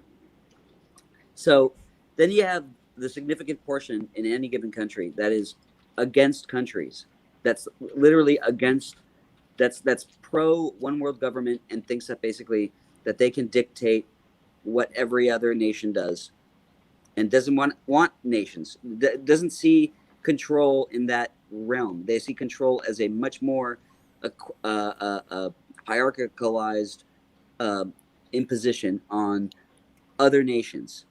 Mm-hmm. Like there's like all these like sort of like sustainable ESG stuff that's like sort of like going everywhere. Why? Because it's corporate. Because it's basically it operates outside of the realm of nations, and these are companies that are outsourced and that are hired, and they have their minimum. This is like one of the weird like ironies of Trump, right? Because like he wanted to put Judy Shelton on the Federal Reserve Board, right? And Judy Shelton wanted a North American currency. I don't think that like the Republicans have much of a platform whatsoever. I mean, I'm not even like advocating for them. I think that like if anything, Trump was just putting on the brakes on some of the crazier excesses of the Liberal Party. I mean, they wanted to go for broke and basically are like addressing all these things that are just basically there to undermine the sovereignty of any nation. I mean, like they didn't want to like they want to make a point that like it's not working. It's not working at all. We got to throw the whole thing overboard. Look, it's not working because we're making that not work. I mean, that's essentially what it is.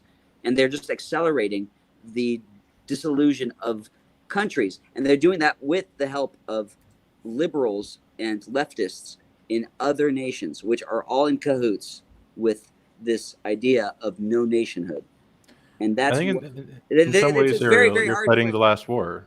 I mean, I think that critique made sense like in the late 90s, early 2000s when there actually used to be like journals, academic journals of regulatory harmonization, right? There were quite a few of them. But like now I think there's the trend is that has sort of plateaued, and now people are talking more about balkanization.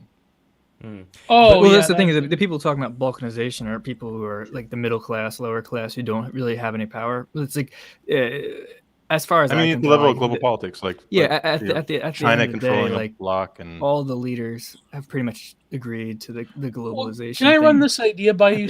Oh, sorry, Paul Town. No, you got it. No, I want to run an idea by Samuel, but before I do that, and then we'll get Ariel. I want to say apparently we banned someone who gave us super chat. The guy was like asking Ariel to play round and round. This is not a fucking concert stream, bro. Please do not disrespect. Might as well just ask Ariel to play fucking Freebird. No, he's doing it. See, he did a bit of it for you, you fucking ingrate. So I'm kidding. I appreciate it. Any donor. But might as well just ask him to play that could Freebird. be like the exit. That could be the exit thing as an incentive. All right. See you later, guys. I just didn't want to disrespect our guest. But so I wanted to, fuck. What was my point? I wanted to run this idea by Samuel. You mentioned, well, I'm not going to sub to anyone because I know he's a friend of Paul, but there are certain dissidents that believe that maybe with increased balkanization, like maybe the American security state will go easy on, like, I don't know, people on the far right if like China takes over huge swaths of the economic output of America. It's like, I don't know about that. Do you really think that people that either in the left or the far left or the far right that are, you know, sort of dissidents, that they would have an easier time of it if like a power like China rivals that of the US, the way in which certain, I guess, Soviet dissidents found a voice when America, it was all but inevitable that, like, you know, Ronnie Reagan with his cowboy hat and capitalism and Coca-Cola is going to come and, like, you know, no one wanted to buy Bulgarian shorts anymore. I don't know about that. I'm skeptical of that, you know, equation. I think it matters. Me too. Yeah. I think America is yet to wake up. You know, maybe Afghanistan was like the Suez Canal moment, or Taiwan will be, or something like that, to wake up to that we are entering a new era of where Pax Americana is not the full Pax; it's partial. You know, there's still going to be a sphere of influence, but It'll be you know, Pax Americana. I for one, you know, wish China luck in Afghanistan, for example. You know, if they can turn around, you know, whatever Botswana, I understand why, like, we wouldn't want them to at least take a stab at it, you know. So yeah, like, but will a China's future be good for Botswana? I don't think so. Maybe materially in some respects. No. well, I do think there is They a know the bit of an answer to arms all this race. stuff. They already There know is the a bit. answer. Well, Part of the technological arms race that I worry about is that you know, the future axis will be about, you know, public order versus security, and you know, the technologies that are developing. It's not like American life, like day-to-day life, has gotten that much worse. It's that we just see the problems so much more vividly, and right. and that kind of stuff creates, you know, yellow vest movements and so forth, Arab Springs, and countries around the world that are vulnerable, that have weaker institutions, will want to import the Chinese social credit systems and surveillance technologies and gate monitoring systems, and all that stuff will be There are developed also and exported. certain things in Europe, for example, with the migrant crisis, that is visible. That is something that people experience every day living in there. So when it comes to those things, I think people will start to galvanize against it. The vaccine. Oh, Ariel, we got to be careful with the V word on YouTube. On that same credit score. Yeah. That's the thing. I do. My point is that, like, the arms race I'm worried about is, do you know, tinpock dictatorships start importing Chinese technology to keep their regime stable? Right? Oh yeah, that'll happen. Yeah. Right, and it's already happening, and in some ways, we can sit back and let it happen.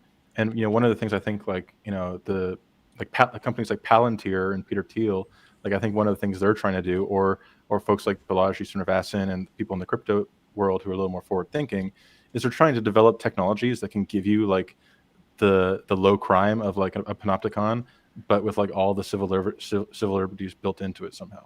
That's like a marketing pitch, though. That's not like. Oh wait, I'm getting a call. Samuel, I'm being told right now by Peter Thiel himself, you can't say that because this show is, of course, funded by Peter Thiel. So you can't.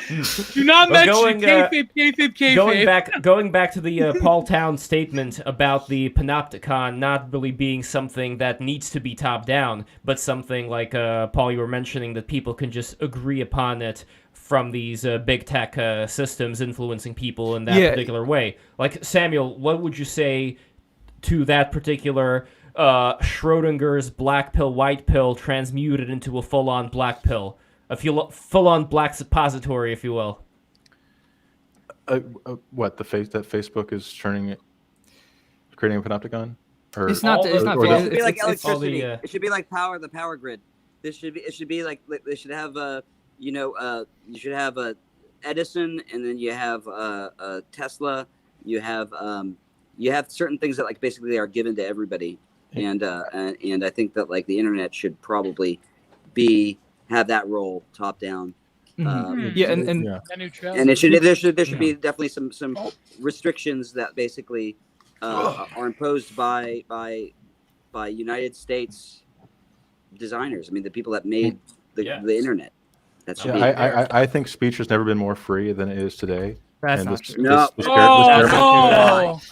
true. This man next to me has been banned multiple times, right, Paul? Yes, sorry you didn't get to tweet on a platform that didn't exist, 10 years ago. But, Wait, to me, wait. like Oh, yeah. my worry is more that that there is some optimal, just like you learn in economics. But that's you learn in economics what that you there's said was so no dumb that optimal. you can't even go on past that. The optimal, that's like the the optimal dumbest thing I've pollution is heard. not Yeah, zero. hold on, let's Like, not we go can agree past to that. right? One at a time. One at a time. One at a Paul time. Town. Retort to what Samuel No, said. Samuel. Let Samuel That's explain. so Then Paul dumb. Town. Okay. Samuel So explain. all right. So there's a Paul, you can go right from there. So I'll make a really quick point. Mhm. The Right. Econ 101, the optimal amount of pollution is not zero. There's going to be some amount of trees you got to cut down, right?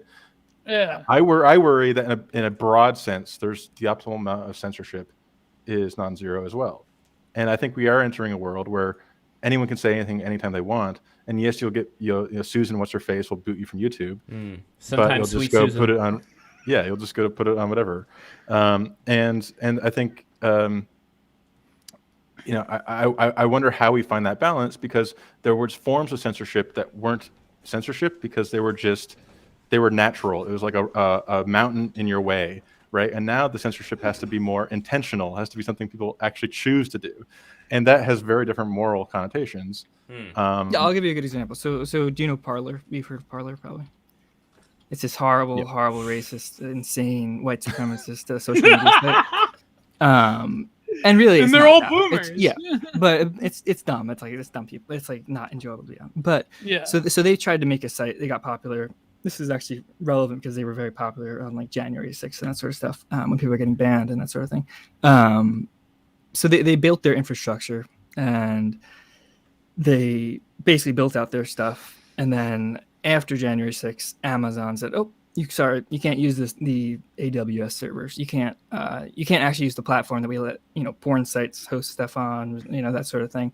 Not because they actually did anything, but because people were upset about January 6th. Like that's just an example, and it's not, "Oh, you got banned from your Twitter account got banned." It's, "Oh, your like successful business is actually a competitor now to a tech inhabitant in the space, which is like Twitter, Facebook, Google, that sort of thing. Because you're now a competitor, we're going to cut you off from infrastructure that's not directly connected, but I'm friends with people at Amazon, so I'm going to contact them, and now you can't use their service, so now you can't scale to the degree that would be necessary to actually participate in the economy." It's basically monopolistic behavior that happens at an individual level with media figures of, "Oh, we're going to lock this person out because I don't like this person," that sort of thing. But it's on a scale of where now you can't run your business until you buy out you buy your own hardware, you hire engineers who know how to set up server racks. Gab had the same problem. Yeah, I mean, I don't deny that cloud source or AWS, these infrastructure platforms have, that part of the stack has a lot of market power. But I think you have to be lying to yourself if you didn't see that 2022 as compared to say like 2008 is like the development of talk radio versus cable news, like on steroids. Like anyone who has a voice, I hear more conservative voices today, more loony voices on every end of the spectrum, everything in between. Anyone who gets banned from a platform, I end up hearing more of somehow. And like Milo. Well, Milo, it wasn't that he got banned from something. Like Nick Fuentes. He got canceled by his own side because he started. No, he did get banned. He got banned off of Twitter, and he got banned off of YouTube. Well, Milo he did get banned. The reason we don't hear from Milo. Can't fly. Got his money. You can still go hear Milo if you want. He's selling holy water on some YouTube channel. So, but he was banned. Well, I don't know. The other person you mentioned has some mysterious funders. Not all of those accounts. That doesn't change the fact that he's been I'm sorry, Paul. I know. I'm sorry. That's fine. It's like there's certain people I have a problem with. That's 100% fine. Or even another example. Even the worst. And Molyneux. Somebody mentioned Molyneux's like probably the worst. Yeah, these are not. I mean, I'm a Canadian libertarian. That's what I grew up on. I remember the transition from talking about privatizing the roads to putting refugees in camps and stuff like that. It was pretty fast transition. Is it true that unvaccinated people are starting to not be allowed to shop at stores? You can shop at grocery stores, but you can't go into any. I can't go into any restaurants or anything like that. But yeah, free speech has never been better. Okay, Okay, so It- So it- here's the unless thing. you I inject- think unless you Nick inject Fuentes, gene he wouldn't therapy even into know your, that into was your a blood, person you can't go existed shopping. 10 years ago. You know, Hmm? I said he wouldn't even know Nick Fuentes existed 10 years ago. He wouldn't have had a platform to get banned from. Yeah, because he was kind of young then. You I'm know, not going to. Like, no, but he middle means school or like if like Fuentes, as in like now. Oh god, They would have been on some like random IRC channel or something. Okay, but that's not relevant. You're not convincing me that today is better than before. In fact, I would agree that maybe. I'm not saying it's never better mind. in I know. in a quality of life sense. I'm saying I have a information personal wants to be free. vendetta against the Mexican. Congo. No, But there it's- is no, another I point though would- that Paul was. I would bringing agree up. with Samuel. No, here's the thing. I Okay. would agree that to the extent that nowadays, obviously, that more people are, of course, online terminally, that there is an audience to be had. I don't agree in terms of like the censorship. It's obviously worse now because I just think the natural consequence of like ceding most IP space to corporations is obviously going to breed a certain form of corporate censorship more than any government. Because I think if the government did probably nationalize the internet, maybe then we would have probably a better time of it. But I do I don't think know not about that that. would ever happen. But like I think that Think of if Trudeau when you owned the compare internet. Oh my 2008, god. no, but when you compare like 2008 or even like 1998 in the internet, it was like, you know, you were a little voice in a huge sea of like, you know, But GeoCity there's another thing sites. that I don't think we're But concentrating that was on. but that Gio, was exciting. That was the Yes, pioneer times. Nowadays, that the was internet's great being time. colonized. Well, this is not fun this is anymore. exactly the point that I want to get to though, Sorry, which Lev, I sorry. think no problem, which I think Paul Town alluded to as well. We're not just talking about the ability for information to flow to people that otherwise would never even have heard of Nick Fuentes and so on. We're also talking about the ability of a lot of these big industrial corporations to have an influence on the NPCs of the world, to have such a like look at TikTok, for example. Look at all these various influences where I'm not going to say that there's a lot of variety. In fact, I'd say that the places where there's like the smaller amount of people who are generally going to be more intellectually curious, as in general, you're always going to have a smaller amount of people that are intellectually curious in any society. That circle is going to have a lot more nuance to it. The majority, like the thing that I'm the most concerned about, is that the majority of people all around the world are all going to be influenced by the same bread and circus bullshit. And you could make the argument that they were always influenced by bread and circuses to a certain extent, but the big question is if these big tech platforms are so empowered to have that kind of an influence on the masses, what is that going to bring into the equation? I wrote an essay on this called, if you search for social media as engineering disaster, where I talk about, you know, if you open up like an engineering textbook, they'll talk about the famous case of the bridge that they constructed, and on paper the bridge should have been stable, but what they failed to factor in is that as people drive across the bridge, there's a natural resonant frequency. And that natural resonant frequency builds up and builds up and builds up, and suddenly the bridge is going back and forth. Yeah, and I think something similar happens in culture and in our institutions, where the thing that social media does, and Twitter is a good example of this. When George Floyd, those videos came out, or when the guy in Tunisia lit himself on fire. Their social media provides a way of synchronizing all our attention on these flash in a pan moments in a way that can be incredibly disruptive, because our institutions sort of like it's like everyone going in the elevator all at once or something like that. They narrativize them as well, like and they end up feeding off each other and creating these feedback loops that will cause a bridge to buckle until it breaks, right? Yeah, but is that a fault of the bridge, or like is that? That is a fault. If that is a fault of cultural synchronization. Yeah, in fact, I think we're living through a kind of, I'm not going to say Web3. Where it's like an evolution. That's stupid. Yeah. But I do think our current corporatized platform-based internet is temporary. And even technologies like TikTok mean that everyone has like a slightly different for you page, and it's not like everyone is seeing the barbecue and Primus videos that I see. I think TikTok's even more destructive, though, in some ways. I mean, I think, well, my friend Catherine D talks about this, default friend. She talks about this quite a bit, but that's for different issues. Yeah. But I think it's No, amazing but with how Samuel's TikTok... barbecue, for example, like there are going to be people out there like Samuel who are, very refined Canadian barbecue aficionados. Right, but then there are also going to be. There was this horrible thing I saw with this woman with her child who was dying, like in the incubator or something, and she did the fucking TikTok robot dance. Oh, that right one. next to the baby. Yeah, it's And- making hay while the sun shines. Yeah, so this kind of thing, whatever this is, the concern Yeah, here I is saw that that. She this could be good for her. But this could be something that could take people to some other level that we're not even aware of. Like the next generation right now, they didn't even grow up like I grew up where I played outside. They're like fully online people. So what exactly is going to happen to them when it comes to these also big TikTok, infrastructures? Well, I was talking about this with Default. I gotta call her. I'm on a first name basis with her, by the way, because we're good friends. But me and Kevin, celebrity over here. Oh man! But we were talking about this, how in terms of the early internet, how TikTok in a way is an inverse of what was the norm, which is anonymity, never posting your face, so forth.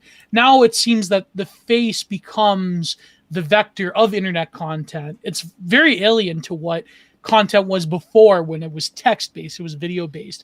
It was YouTubers that wouldn't even post their own face, their own voice even. It was sort of this, the ethos of the internet has so fundamentally changed because a wider demographic of people and just the natural leveling of bigger platforms come about. The internet was created in 2014 with Instagram. Really, I think. I think it was like interesting. 2012. Yeah, that's when like normies came.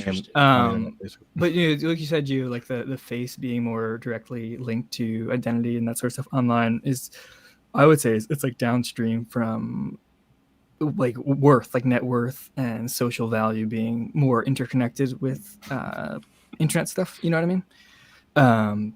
And as the internet kind of takes more of the percentage of like how your value is determined as compared to offline stuff, people now put themselves out there more in a personal sense instead of prior to 2008 IRC, even up until like 2012 2013 people were still using IRC and stuff.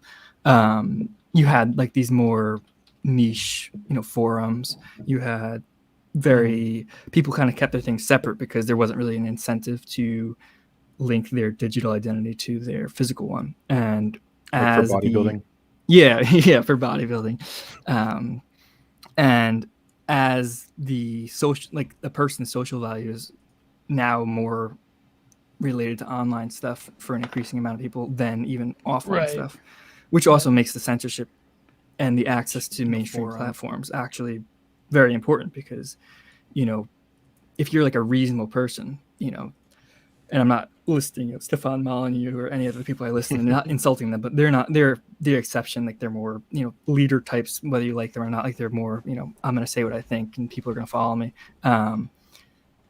If you're not that type of person, if you're just like a average person and you have some of those ideas, at this point you can, if you're looking for those ideas, as the censorship gets worse and as the constraints of what's acceptable to say and not say gets worse, eventually the only people saying the stuff that might be reasonable are people who also have a ton of more extreme views linked to that, who have gone the whole full gambit, built up their own infrastructure, have their private community. Yeah.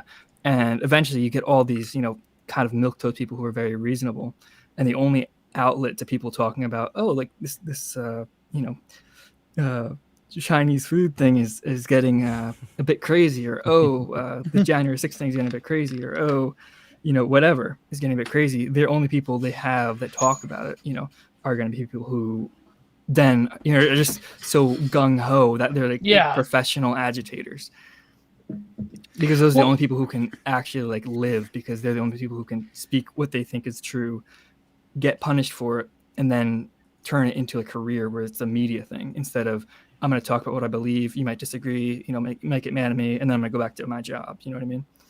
Yeah, it's not going to Skinner box them the way that like letting them on the platform or like just shadow banning them will. Mhm. Because I think that like that's why people are so persuasive and have like cults of personality built up around them. Like you can name any sort, like I know this on my experience on the right, like you can name any sort of like dissident, like even someone who is like, let's face it, not very bright or whoever, or who like says edgy based things, then you can like really become like a viable e-celeb just by the fact that you have been banned. So yeah, I don't you'll know. like this. It's essentially the modern version of indulgences. It's like, Exactly. oh, I want to say the N word, but I can't say the N word because obviously my life was ruined. I'm gonna go find some streamer who says the N word, or go some bloggers saying the N-word, and then pay him money. I'll feel good because I'm supporting this guy who says what I want to say, but I can't say it without getting fired. And then I go on my day. And then this guy is essentially the e-celeb is the modern version of the indulgence for, people who have a normal life, don't want to go through a hassle, and so they'll just find somebody who says what they want to say but can't say, give them money, and go feel good about it, go about their day. But what do you think is going to happen to the fence sitters if we're talking about these people who right now consider themselves to be pretty liberal, don't like the critical race theory stuff, don't like their fancy New York City lifestyle getting ruined by the homeless? Where exactly do they go? So Paul, are you saying that they're going to be at the point where they cannot, by any reasonable estimation, talk about these problems at work with their friends? You think that the noose is just going to tighten around their necks, that they're not going to be able to do anything? Yeah, it's I think anarcho-tyranny is like the best way to describe it in the terms that have already been defined. But this goes back to that long ago we had a stream with Bard. We'll have another one soon. Yeah, I want to be in that. And basically, I was saying, I think with technology and decentralization of stuff, I think we're heading towards first world countries essentially becoming more second world, and kind of it's like you toss the ball up, and it reached its apex, and it's starting to fall down. It's not going to fall down to where you catch it. It's going to fall and land on like a shelf out of reach and just be stuck there, where it's like, it's essentially stuff is going to break down the quality of leaders, because in the past, it's like if you wanted to be, successful, you wanted to be involved in the government, you wanted to have access to that sort of stuff.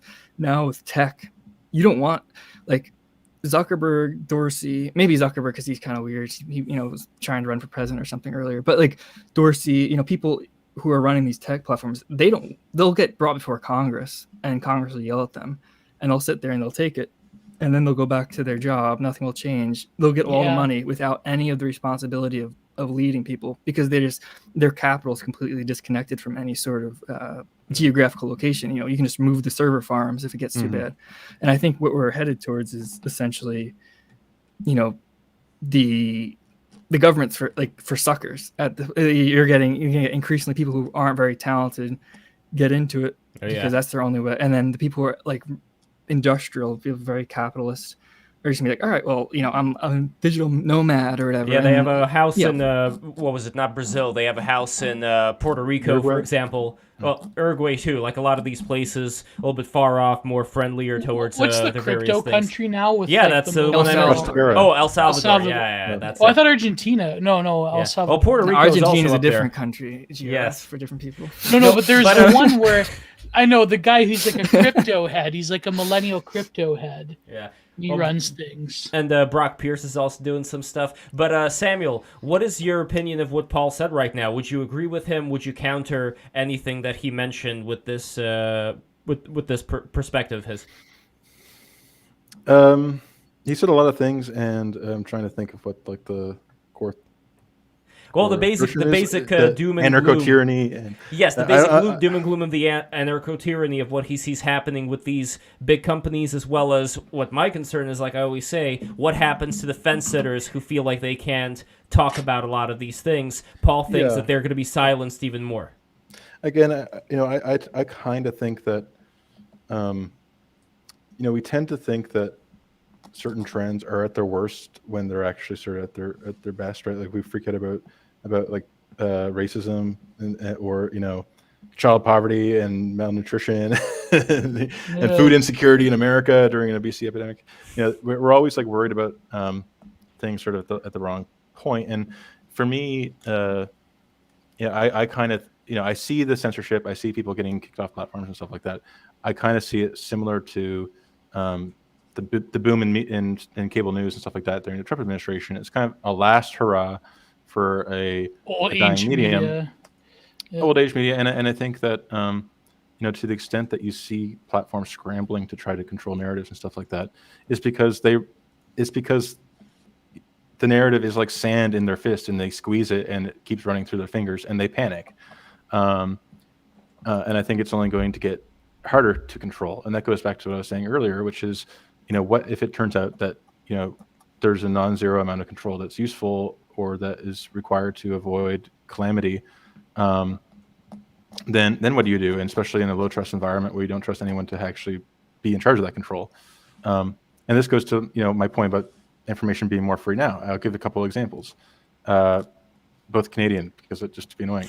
When Sun News wanted to be the Fox News of Canada, the CRTC, our which gives the broadcast licenses, told them no, because we have like a fairness doctrine type thing. It said you can't have a broadcast news show. A few years later, we get Rebel News because there's no one controlling the internet, right? Similar with Trudeau last year, said something like, in Canada we historically had these content requirements. So if you turn on the radio, one in 5 songs has to be Justin Bieber or Bryan Adams, because that's like cultural nationalism. You can't do that anymore with Netflix and YouTube because it's just an open forum. And so Trudeau came out last year saying, we need to bring content requirements to the internet. It's like, no, the medium does not let you actually enforce those kind of rules.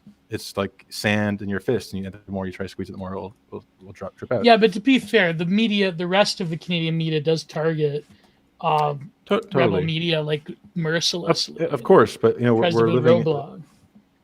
Yeah, go ahead. We're living through the history, so we're seeing it in real time, which feels painfully slow.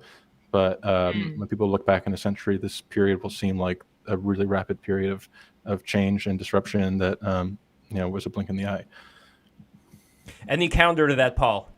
Yeah, if you talk to any big YouTube creator, like really big ones, not in politics, just in entertainment, they'll all say that their videos don't get recommended as much, and they all get all the recommended ones are now like Late Night with Jimmy Fallon or whatever. And that's not to say, like, I agree with you. What you're saying is that information. So 2018.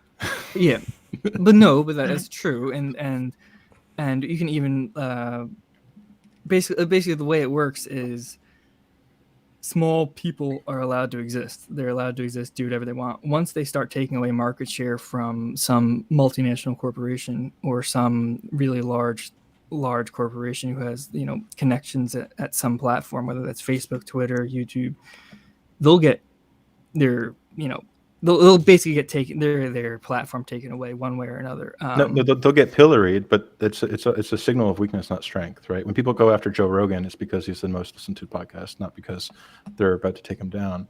You hear that, Ethan Klein? Well, no, I think that's where you and I disagree, is that you're saying it's like a last ditch thing, where what I'm saying is we're just going to now do it out in the open. It doesn't matter. You can't do anything about it.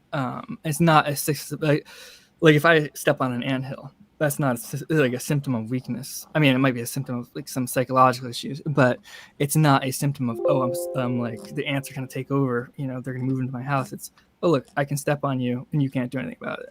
And that's pretty much the in, I don't know, maybe circa 2010 to 2012, something around there. There was a all hands on deck effort to vilify Amazon that was being led by large book publishers, because Amazon was cannibalizing their market share. Mm-hmm. And you would have said at the time, look, these like cartelistic publishers are trying to shut down like the new kid on the block. Yeah. And it was kind of true, but like it was also a signal of the fact that they were in their twilight. And I think that's going to be true too of whatever Cuomo brother is going to go on a rant about, the podcaster that's getting 10x their viewership. But that's the thing too. It's like, I agree with you about the old, like, so where I agree with you is like with print media. Yeah, it's definitely the case. Like, newspapers, books, that sort of thing, publishers, that sort of thing. They're definitely on their way out. It's like, for me, I've self-published on Amazon, and that sort of thing. And it's like, at a certain point, you don't really need publishers because you have the technology to distribute, and with Amazon and that sort of thing. But what comes after that? You know what I mean? Right. Now Let's use an example you gave, right? Like the Late Show with Stephen Colbert, being in your YouTube algorithm. Do you think there will be a new Late Show host after Stephen Colbert, or do you think when he retires, that'll be the end of it? Because I think it's a new version. So you have H3H3, you have Hassan Piker, you have Vaush, and they're getting funded by people, and then they get preference in the Twitch rankings and YouTube rankings. And but they're the Ilhan Omar of entertainment because they all have small dollar donors. No, there was that article. Actually, there was that article Hollywood. that they're being funded. Yeah. Well, the Justice Democrats, who are the people who I believe put Ocasio-Cortez into power to begin with, are they small donors or do they have large people behind them? Specifically, that group, Justice Democrats. So that would include Hassan Piker. That would include his uncle. Well, there was a gray zone article where basically not ContraPoints. The other one that recently transitioned, Philosophy Tube, basically getting funding from different organizations to push certain narratives. But that's like neither here nor there. I mean, I'm sure But it's still what Samuel is leaning on here is that these still do not altogether amount to what something like the legacy of Jon Stewart and Stephen Colbert and Viacom, all those forces. Like, well, that's the thing. I would smaller. say like to somebody a bit younger than us, somebody in their late teens or something. Hassan Piker's probably more important, Hassan Piker is more important than Jon Stewart. Oh, definitely. He's more relevant. You're a Zoomer. He's in a cultural context. As time goes on, he'll increasingly grow. And there are also questions about other countries. For example, I wouldn't be surprised if allegedly a country like Turkey, for example, in the case of certain connections he may have familially, or in the case of Qatar, oh my God. And Ilhan Did Omar. you just use his ethnicity against him, Lev? No, he has family inside of Turkey, and they may have some government connections. I mean, that's and I get what you're saying. Like, it's not like there's going to be a new TV show that replaces Jon Stewart. There's going to be new propped up people in the form that fit the form factor, whatever the dominant medium is, and then the people who are not supported are going to be kicked out. You're starting to see it happen already, though, right? Like the reason NBC would have a late show, right, was because it was content marketing for their mercenaries and the real businesses and stuff like that, right? And like over time, they're learning to adjust and realize, oh, actually, we need to get that girl on TikTok who does the goofy redesigns of company logos and like get them to do something for our logo, right? Taco Bell will be on that girl flossing next to her dying daughter. Like, not cool, bro.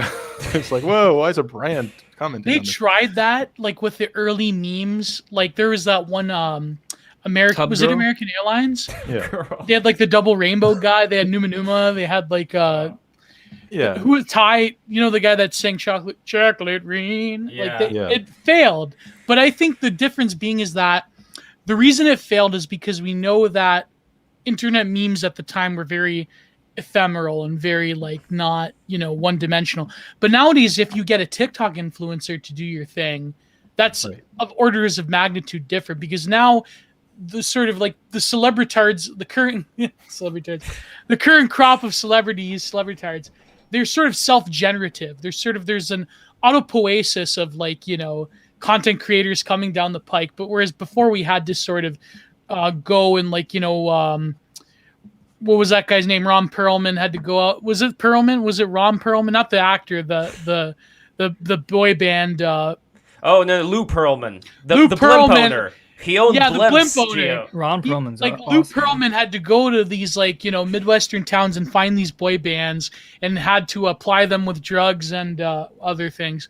But nowadays it seems that the age of the influencer is like this decentralized. But there is an idea. Machine. There is an idea that was brought up by somebody in the chat, and I hear this all the time, that the bread to people are all financed by feds. We can't rule that out. We cannot rule out the idea. Well, do you want to get Caleb Maupin on after he wrote that article? Like, sure, why not? Well, no. The idea here is that he's a crazy communist too. Obviously, there was a great tanky, interview. but- There was a great interview with Tim Dillon and what's his name, Lex Friedman, where they were discussing all these kinds of influences, and they were talking about how these organizations, they're not a monolith. You would have different compartmentalizations within any intelligence agency, where some people may go rogue, some people may support this side, some people may support that side. So it's not like this monolithic thing, but also there could be the idea that there may be some people out there who, I believe the example they used was Walmart. With Walmart,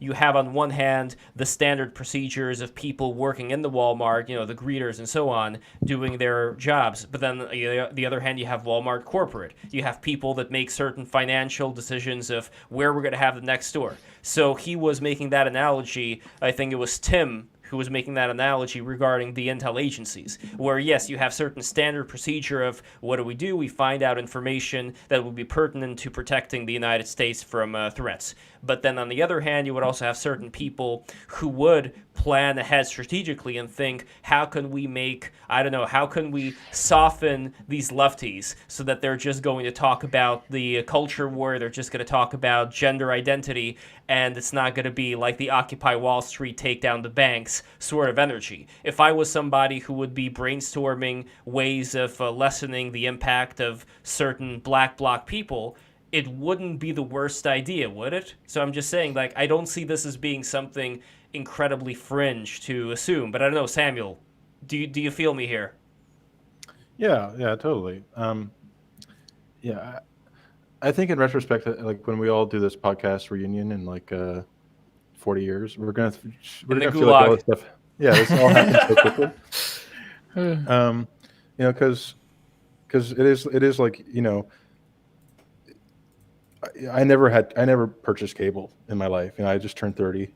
I've never owned cable. My dad still has cable. My dad still doesn't have a smartphone, right? There's a generation and that generational overhang, sort of makes things move slower than they would otherwise, technologically and culturally. But progress is one funeral at a time, and I think we're on the precipice of a lot of progress. Put it that way, and then everything, all these trends accelerate, and that decentralization means that the old sort of black bloc, WTO 1999 protester just seems totally anachronistic, right? Because McDonald'sization is not the issue at that point. It does become more of I don't know if Foucaultian is the right way to put it, but you have to reach for different the homogenization thesis of first gen critical theory or whatever. It just seems totally wrong. And it's not that we live in this mass production society, it's that we live in this mass customization and personalization society, and we lose all those, we lose our common cultural narratives, and then maybe we start to look back and sort of be nostalgic for the Wall Street Chronicles. It's true in a way. I think it's like what Byung-Chul Han said, that Foucault didn't predict psychopolitics, in the sense of it's no longer like the homogenization. I mean, going from even the Frankfurt School all the way to let's say, Foucault, or even to a certain, then later on Agamben, obviously. I think that some aspects of it are still apt, but by and large, the point now is almost total atomization of all life, and it's it's a combination of the two, isn't it? Because there is, I think, a homogenization. If you look at any Twitter profile of a Zoomer, you're going to see certain things repeating themselves as far as the gender identity stuff and all that. Right. So I do see, to counter Samuel a little bit here, I do see there being this mass culture that people are adopting, regardless of where they happen to live, that takes them over. And I don't think it's that that good of a move, because on one hand, you're right, there's more choice, but I think there's more choice if you're willing enough to branch out and to seek those choices out. I, for example, could go and download, which I recently did, I downloaded a book by Cicero. And now I'm reading this book by Cicero. This is something that I don't think is going to be the decision-making process of most people. They're not going to seek that information out to begin with. They're just But going to go for that's the whole. Yeah. But that's an older generational mindset where the content you receive is something that's served up to you. You turn on the news and you have 3 channels and it you're going to watch Leave It to Beaver because that's what they're telling you to watch, right? And I think our generation is one where you feel more of a anxiety of freedom because you come onto a blank internet browser page and it's like, go to whatever website you want. I agree with you that our generation is. I think that takes learning, right? I think we got like, it's like we were like the in between, like the around 30s age, or we're in between like the two worlds. You know what I mean? Of the very consumer internet and no internet at all. So like when I was growing up, there'd be forums you'd go on to talk. There'd be, congregate in Newgrounds to, either make art, make games, talk on a forum about it, and like for me, so I've done some like Flash development. Like that was like a big thing for me. Like getting into development was Flash. I joined Newgrounds in 1997. Yeah, I was I have a ton of. Lev was the creator at Newgrounds. Well, I want to bring some of the old school. Samuel, if you're interested, I'm gonna have a stream where I want to bring some of the OG Newgrounds people in, and maybe you'll recognize some of them. But I got banned for making fun of Wade wife. Wait, for who? Making fun of who? Wade Fulp, Tom Fulp. Oh God! I made a music video to the Bare Naked Lady song last week, where I portrayed Wade Fulp and his wife as like Eraserhead, and it was I got banned. Yeah, but wait, that's where my name comes from. Ham and cheese. Mm-hmm. I was Ham and Cheese Clock on the clock crew. You were in the clock crew. That's nice. We had this period of these very creator oriented. You go out, you find your community, you find what you're interested in, you look into it, and we all benefit from that. We went to different directions, obviously, learned different things, very niche things. Then 2016 happened. Yeah, 2016 happened. Everyone's live got basically we had that, and then I think what we have now is with the iPhone was really the turning point. Where doesn't it look like a Eraserhead? I don't know. Oh God! No, you can't insult the royalty of Newgrounds. But I'm saying is like all those OG like heroes of the internet. They're like for example, didn't Lotax die recently? Like that's another. Yeah. Well, Stamper's still around. Samuel, were you a fan of Stamper's rap by any chance?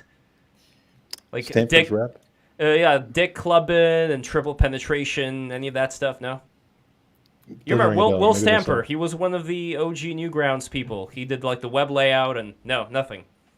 Maybe if I look at it. Look him up, Stamper. But I spoke on your point. Sorry, we cut Paul. Yeah. Oh yeah, I just wanted to say so we had the internet as this very amazing communication platform, to research platform, creation platform. And then with the iPhone, really, the iPhone was really the turning point where it turned into like a black box. It turned into, all right, I have my phone, now I have my app. This is the hub. I can join other people on a social platform. I can watch videos on YouTube. I can do that. There's still IRC still works technically. Nobody uses it though, because you have Discord, which is another centralized platform, that sort of thing. But where we basically we got a little peek into like the door being cracked open to where people can actually like be critically thinking and researching and going to download a PDF of Kikro or Cicero or whatever. That door got slammed shut with the iPhone, with apps, and now you have all the social media platforms. The internet to people now is not like you said. People aren't going to look for a PDF there. I'm going to go on my social media. I'm going to browse. I'm going to go on TikTok, watch a video. Yeah. So it's not that different than the people in the 50s who were just watching the TV shows. It's just the modern version, and it's even better because it's much more customized. I have my favorite Twitch streamer who plays my favorite video game. My sibling in the other room, they have no idea what I'm watching 4 hours a day. There's no cultural relevancy outside of national news. There's no everything's so fragmented that there's no. But that's what I'm saying is I don't think there's no evidence to me, and I think it's similar to how the music industry worked and still works, even though the platforms have changed. there was a period where you had, people like Young Lean, and you had like a bunch of internet people, people like Claro, that sort of thing, even Justin Bieber, but who they make it by themselves at first, but these people get bought up by industries. They get like commodified and put on platforms, and now then you get the consumers all basically like asymptotically going towards this very, very curated, very, very walled garden iOS type of environment. That's in that interim period where we have like a hybrid of the new system and the old system and their interaction, right? Well, I don't think that's going to be the case. I mean, there's always going to be big platforms and big large scale businesses and stuff like that for where there are like economies of scale and so forth. But I think it's just going to operate really differently, and the critique will have to be really different. Yeah, I think like at this point, like like you said, we're in the very early period of this, like but there's still like an underlying, like the thing is there's a fragmentation, obviously, more than ever. But I think that it's not like the sexy, rhizomatic cyber pagan and a data pagan and cyber vegan type of thing. It's not like what Wired magazine was imagining in 1999. There's still an underlying stasis that is kept there between the 4 or 5 top platforms. But that's another thing too. Like, I think we were talking about, let's face it, we have to be self-aware. We're all fucking aging millennials here, lamenting, as all millennials do, lamenting on our plight as this liminal generation about. But that doesn't mean we're wrong. That doesn't mean we're wrong. No, obviously it doesn't mean we're wrong. But I'm saying that I'm only doing this because it reminds me of Stickcam. Yeah, but that's like Stickcam nostalgia. No, but there is that's the thing though. It's like nostalgia kind of is, for millennials in particular, a very like terminating force. And I don't know, but maybe whatever's holding the Zoomers, I mean, that's kind of even more terrifying. I used to think us millennials were kind of like lost, but well, we can possibly transmute this desire that we have for the I'm not even going to say like the numbers. Lev, why do you on think the I stream. love Y2K aesthetics? Why do you think I know, buddy? I know. No, well, I'm a slightly older than you, Gio, so I'm not the hugest fan of Y2K aesthetics. I prefer more of like the mid-90s, like those aqua blue colors and all that stuff. What do you think the Y2K aesthetic is, Lev? It's that, but it's more plasticky. Oh, you're making minute, like, hair thin. Yes, there's a difference between them. No. The point but that you're I'm still considered a core millennial. Sure. The point that I'm getting to is this, though. We have an unprecedented opportunity that anybody, like, just think of any philosopher back in the day, like Francis Bacon. Imagine Francis Bacon is given a device that allows him to get the sum total of all the knowledge of the entire world at his fingertips. I bet he could figure out some massive shit that could be done with that.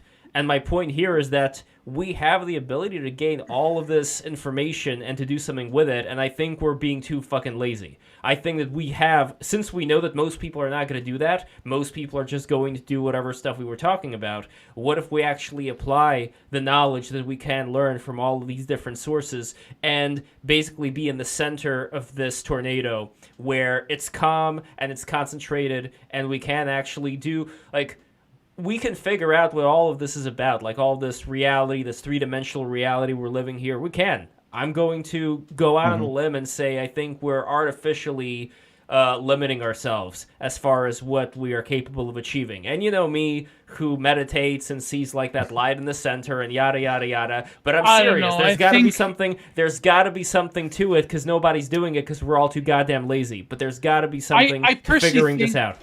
I personally Gnosticism. think that's what I'm talking about. Gnosticism. Oh God, the truth finally comes. I personally think that Zuck with the metaverse, I think he's just as much of a terminally nostalgic millennial than anyone else, because the way I think of it is that back in the day, with sort of the birth of, I always tell this story. By the way, I love this story. When I was at my grandmother's house once, I was waiting inside. I was watching TV.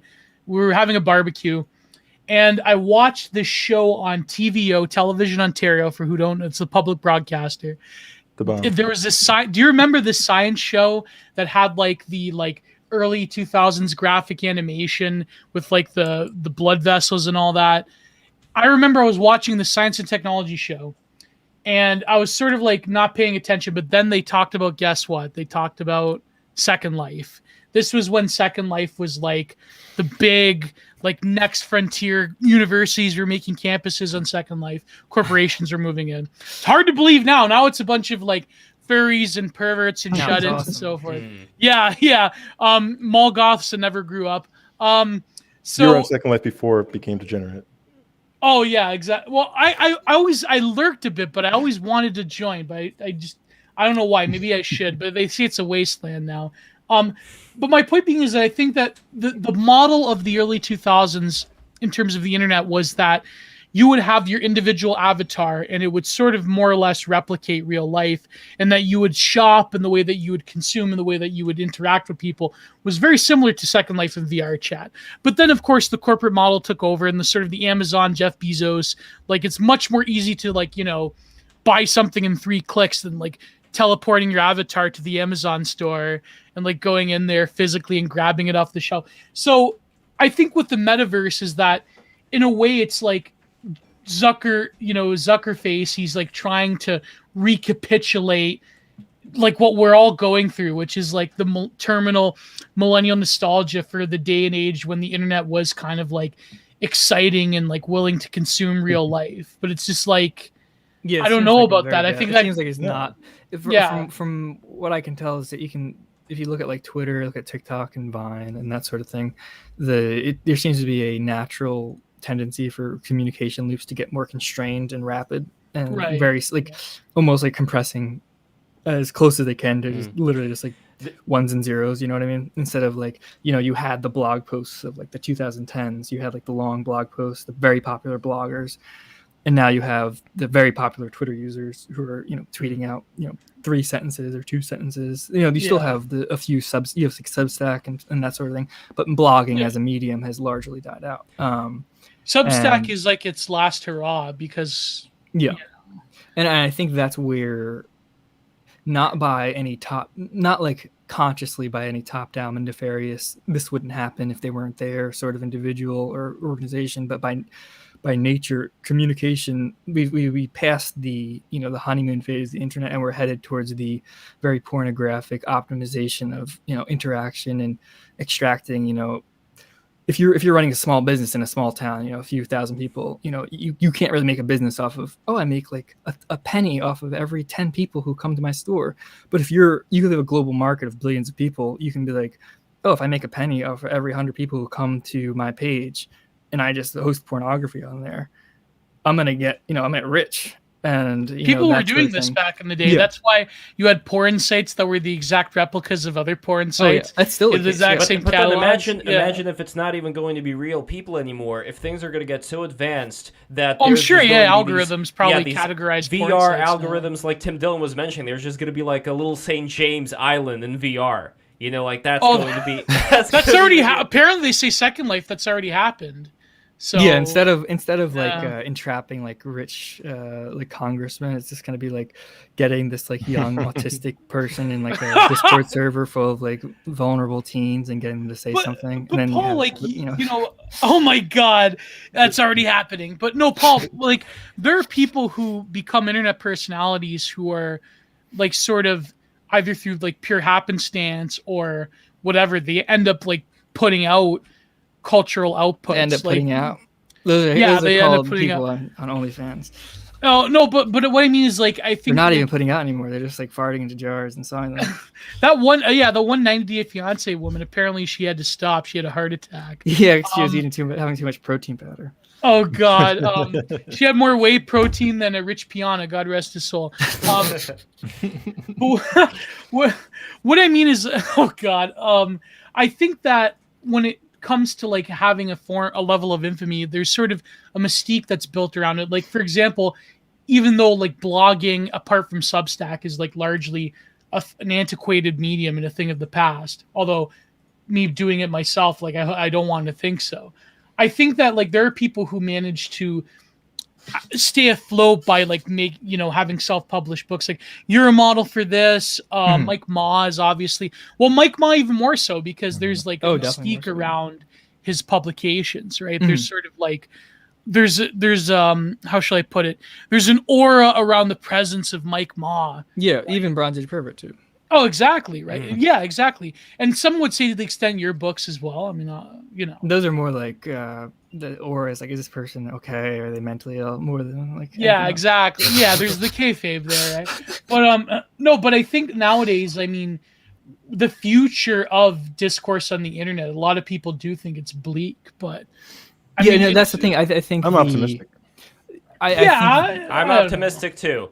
No, I'm like an real... optimistic pessimist. It's like I think like Lev said, like the vast majority of people are not going to be looking for like quality, anything out of the ordinary. They're just going to be on plantation. But they're not going to be reading like we're never looking for quality or whatever. Yeah, but I think the vast majority of people were never looking for that stuff to begin with. Yeah, they really were. No, they're looking for TikTok videos of some. They were just living off the land. They were just growing food. Oh, and they were you mean like before, hanging out with the farm animals? That's what most people were doing throughout society. So in the end, I think we can only really look at the people who resonate with whatever it is we're talking about, and shouldn't that be enough? Like, why do we have to get everybody? Yeah, where I'm optimistic with you, Lev. Because you want to make money, Lev. That's I think the opportunity. Yeah, like you guys said, like I think the opportunity for people who do make quality stuff or interesting stuff, even though you're never gonna get mass adoption or whatever, you are you're so much more empowered now to actually make stuff. I said this to my old man once. I tweeted about this. I said, like, back in the day, because we were watching this movie, I think there was this Russell Crowe movie where he was a writer. And I'm like, back in the day, the publishing industry, it's like, if you got canceled by, like, if you had a bad book review in the London Review of Books or whatever, like, you were fucked. Like, you were done. Like, you didn't have an ability to tweet at, like, the editor of the London Review of Books or the New Yorker and be like, hey, go fuck yourself because, like, my book is amazing. Nowadays, I think it's different in that there's less financial incentive, but there's more of an ability to gain traction with a readership, or a viewership. Like with me, like I'm an artist, so it's like, but back in the day, I think you got paid, but the price was you had to go through the most mainstream of channels. Like if journalists like ganged up on you the way they gang up on people now, like if you didn't have a voice, if you didn't have an ability to go on another news station, there was only like 5 of them, then it's like, what are we going to do? Like the media has painted you as a demon, right? But nowadays, I mean, at least partially you can have an ability to like fight back and be like, I'm going to end up on, they canceled me. So I'm going to, I don't know, end up on fucking Joe Rogan or something. This is true. And everyone, but no one will appreciate it because there will always be a power law distribution where there's like an Amaranth or a Belle Delphine who's making like 20,000x whatever the median. She's the richest person in the UK. But or Sniper Wolf or whoever. We just totally are blind to like the long tail of yeoman OnlyFans, Yes. Yeah, well, we do live in a longhouse mother type of like situation. I am optimistic in that sense of that. Yeah, like you have more opportunities and stuff that would never get published, stuff that my stuff would never get published. Stuff that wouldn't like a lot of music that would never get published gets made, that sort of thing, videos, channels, that sort of thing, because there's no proof of it having a market until it gets made. Now is available. But where I'm pessimistic is that because I see the vast majority of people herded onto these very specific platforms and that sort of thing, and those specific platforms basically having their social standards. Like in the past, the social standards in some small town in the Middle East, in the Midwest, is going to have very different social rules than the social standards of California and Hollywood or whatever. Now, somebody I just say you're somebody on Twitter, and you're in the Midwest. All of a sudden, the social rules to have a platform, the social rules to behave, are some Silicon Valley, very affluent, very, oh, you can't say this, you can't say that, that's just by default. Oh, I know I can't say this on the platform, that sort of thing. That does bleed into real life where now I'm talking with friends in private. There's nobody's on the internet. I'm in a car ride with somebody makes an off-color joke, and all of a sudden, like the flight or fight like response kicks in because you're used to, oh, if I said that on the internet, I'll get banned or my life would be ruined. And that bleeds into all social interactions because it's like, humanity, like Tesla said it, basically humanity is like a giant brain of like separated, just separated geographically. And with the internet, all these all these different like parts of the brain that were, they have one function, in the Midwest, if you're farming, you have one function. If you're making media on the East Coast or West Coast or doing finance or whatever, you have another function. So there's different rules and different social standards. Now the social standards are just, all right, what's the platform? What's the platform's rules, and wherever the platform is, whatever the people running that platform, for whatever reason, whatever they decide the rules are, those are now like the default social standards for everybody geographically. It doesn't matter where you are, because and then those people, because they grow up, some 12-year-old who goes 6 years on Twitter, and and their rules are now like their social, Brutal. their brain is like, I can't say this, I can't say this. And as they're an adult, they're going to teach their kids, you can say this, you can't say this, not because of consciously, because you get banned on Twitter, but because that's what their social interactions are like. No, I think, people who have like huge reputational risk about being canceled, like sort of have a good problem to have, right? Because they've reached a level of like notoriety where people will catch onto that, right? They're not like the anonymous Fiverr person who's like doing transcripts or something like that. And there is like that is the bulk. Tyrone. Yeah. Right. Whoever, or and that's the opportunity to work anonymously, or even not anonymously, but in a way that like you never garner attention because you're still sort of middling, but make enough to live pretty well. And by the way, the work you're doing has like all these compensating differentials because it's fun or what you really want to do. That's going to be the norm for most people, and like getting canceled for your secret cuckoldry pass or whatever. You couldn't help yourself. You couldn't help yourself. That's going to be reserved for the elite few. Yeah. That's for the people in the limit. He's my neighbor, by the way. He's a good guy. No, I'm sure. No, I'm sure. I never had a problem. Videos? I never had a problem with him coming on the show and any of that stuff. I don't even have a problem with the porn stuff. I don't know. The only thing that I have a problem with, I just say this. I don't want to stir any drama. The only thing I have a problem with is in general where people would just go full Streisand mode. And then you have these situations what do you mean crop up. Streisand mode? No, like the whole Streisand effect thing. Trying to where, shut it down. Yeah, exactly. When the person, would try to shut it down, when the person would start to, threaten to sue and deplatform anybody who would talk about anything related to it. Yeah, exactly. Yeah. Like that I would say is not the right move to go about this. So the porn stuff, I couldn't give a rat's ass. I don't care about that. It's probably not wise to like advertise yourself as like a masculine right wing type of conservative, like not even conservative, but like a masculine while you're getting pegged. But I don't. That's why the new meta is going to be, not becoming rich and famous and moving to Hollywood. It's to try to find like some tenuous equilibrium where you're kind of famous within a certain set, but you're not like trying to become the alpha that every React YouTuber is trying to take down. Yeah, that's going to be like... Yeah, unless you're like totally fine with like being this weird, like, I don't care what people think about me, I'm fine, There are certain organizations, though, like... kind of like you, Paul? Yeah. Well, there are certain Paul actually mentioned this to you in the chat before. There are certain organizations like FAIR, which I know Gio's favorite organization. Isn't that right, Gio? Listen. Foundation. I have a bone pick with you, Lev. There we go, Samuel. So you know what I'm talking about. What did you say, Samuel? You have a few friends. There we go. I have a bone pick with you, Do you know Angel? Do you know Angel Eduardo by any chance, Samuel? Mm-hmm. That's an awesome name. It is an awesome name. And Angel sounds is like a coming luchador on, name. He is coming on BTR very, very soon. So why does this thing keep popping? He's going to come on BTR very soon. I look forward to having him on. But the general thing that I'm getting from FAIR is that you have a bunch of dissatisfied parents who I've spoken with who don't want their kids to be in these stupid schools getting taught the critical race theory. So they are standing up, and these are not poor people. These are people who can afford a team of lawyers. And that is the one hope for the aforementioned fence sitters that we were talking about here, that there are going to be people out there who would strike back against this and not just take it and succumb to a lot of these things you're talking about. To what extent they do, that's a different story. But the fact is, I think Samuel is right that we've only just begun seeing a pushback, and we may be too greedy to want to see everything all at once happen the way we want it. I think that's a possibility, but like where I think with that like education sort of thing was going to happen is like going back to the old like Victorian model of having private tutors and, you know, a bunch of rich people get together and pay, you know, the experts of some field in each, you know, whether it's mathematics, science, to actually privately tutor their kids. Whether it's making a podcast, you guys could hire me. They're I gonna could teach you how to do a live stream. I think like I have a bone to pick with you, Lev. Actually, All right. You asked me about Barry Weiss before, your friend there. Here we go.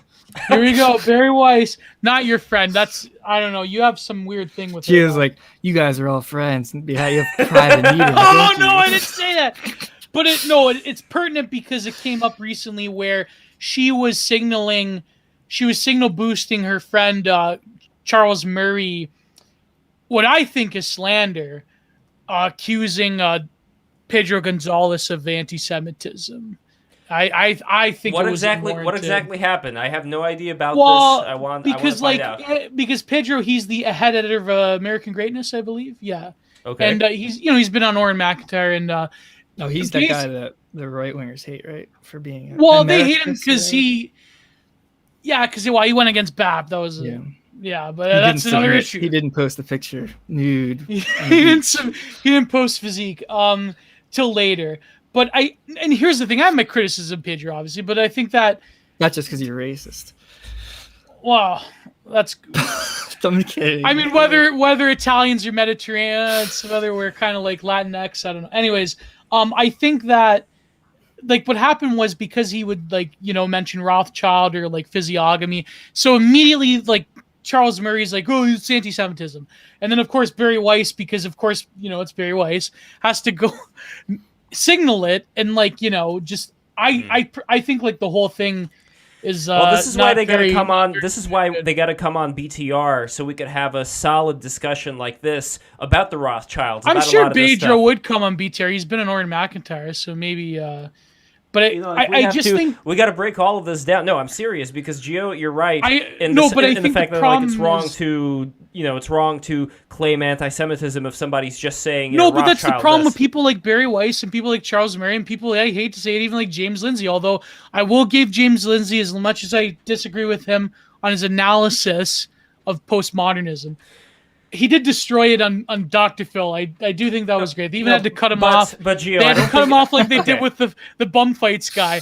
But the problem with these people is that they only care when it comes after them, and then anyone else further. I disagree. They have to put a boot to their throat. I disagree. And here's why: if I don't know the entire story, if what you're talking about, Barry Weiss is so used to this, she tried to cancel one of her professors at Columbia and accuse him of being anti-Semite. Well, hold on a second. Sorry, Samuel. I'm sorry if I'm getting you in hot water. There was one thing. No. There was one thing. Barry Weiss is that's Joe Rogan's most left-wing friend, right? Yeah, there we go. Yeah.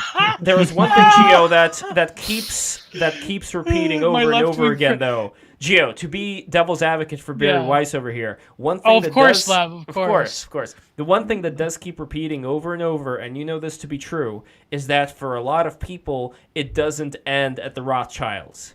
So I don't know the context here, but when some people talk about the Rothschilds, then they start talking about there being this again. Lev, are you gonna go with the dog whistle thing right now? Uniting thing, yada yada yada. And you talk about Soros in the World Economic Forum all the time. Are you self-hating? That's exactly my point. That you could talk about the individuals without lumping everybody in together like a monolith as far as their genetics. I will agree. Okay, listen, I will agree with you on one point. I don't even think I should say this.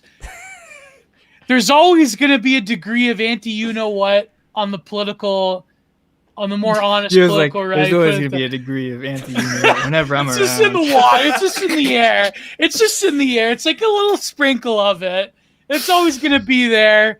I hate to say it. I mean, it is what it is. No, look, when you have chess grandmasters who are overwhelmingly from this particular group of people, there's going to be a lot of chess players out there that are going to be haters.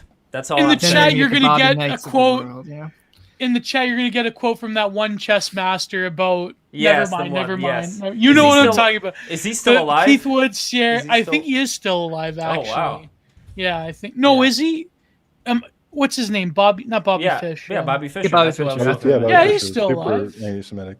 Yeah. No, Yeah. no, there's a whole movie. If you only knew how many Jewish people are self-hating Jews who are of this Hollywood type that we talked about Well, before with let's Tommy not talk- Sotomayor. We have to. I know. I'm going to cut you off because we talk about this every stream. So. I know. What were we talking about? The 6? Is that was the fucking topic of the stream? I feel like I have deja vu every time this whole thing is brought up. No, but my Yeah, I was on like almost a year ago, and you talked about Rothschild. So what gives? oh man, Every it had to be stream. brought up. Yeah. Final thoughts on the incident. Yeah, and then we're gonna go to super chats. I Yeah, forgot we were I going to talk think- about this incident. I think it's time we talk about the anti-German. We were talking about sentiment in January this 6th. country. Oh man, I think we have to talk about the anti-German sentiment by the Anglosphere, by the Atlanticists, who want to suppress the Eurasian and German spirit. Anyways, so I think. I pledge allegiance to NATO. Come on. Oh God, I think looking back, and I don't know what you guys' thoughts are. I mean, I know Paul Town, you gained prominence during the Trump reign. I think that in a lot of ways, and I know people don't want to hear this, is that Trump, I think, failed a lot of people. He certainly failed his supporters. He should have pledged financial backing for the people that were, there in the 6. I think that ultimately he wasn't, like, I know it's a stale take nowadays, but he really kind of was the first postmodern president in the sense that you could really fill him to the brim with any meaning that you wanted to. Do I think that Trump was a bad president? In some ways, he didn't promise what he wanted to. I think he was prevented from doing so. But in other ways, I think that the way he went about things, I mean, let's face it, he wasn't, very skilled or seasoned in politics. But so I have very mixed feelings about Trump. I think by and large, this whole like Trump mania thing that, he trusts the plan, he's going to come back in 2024. I think that's delusional. I think that the right wing should move on to more solid horizons than banking on what they think is going to be a surefire victory. I think that Trump, I don't know. I don't think he's like the worst president, obviously not by a mile, but I think that, when it comes to my perspective on the political right, he did a lot of damage to a lot of people, but he did a lot of good for a lot of people. But I don't know. I have very mixed feelings on Trump's legacy. Right. I want to input in here my thoughts on Trump in general, where, like I said in the beginning, regardless of what you think of Trump, whether you like him or not like him, if he ends up having a certain tendency to get rid of anybody that he does not like, anybody who would be opposed to whatever ideas he has, I understand Ariel's point about, well, he's the president, he can, yes, to a certain extent. And he had a lot of crazy but, people around yes, him, too. Let's face it. exactly. And the problem is that when you have somebody with that kind of dictatorial mindset, and I'm not going to go into the whole Trump is Hitler bullshit, no, but when you have in general somebody with this mindset of me and the people are going to stand up against all of these corrupt institutions, that is a recipe for surrounding yourself with sycophants who are just going to keep agreeing with whatever you have to say.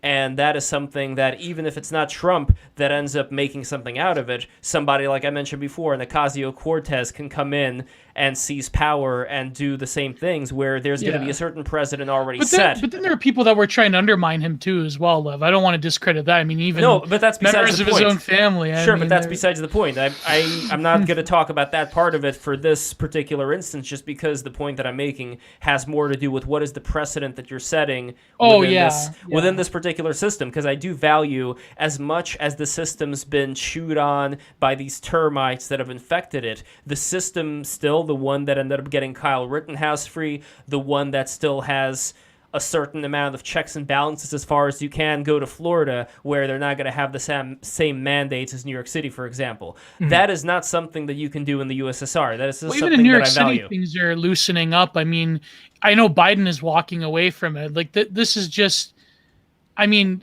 I won't. This is opening up a can of worms about how Canada's response to it is about the internal battle in the White House about advisors wanting to make the pitch that we got to live with it indefinitely.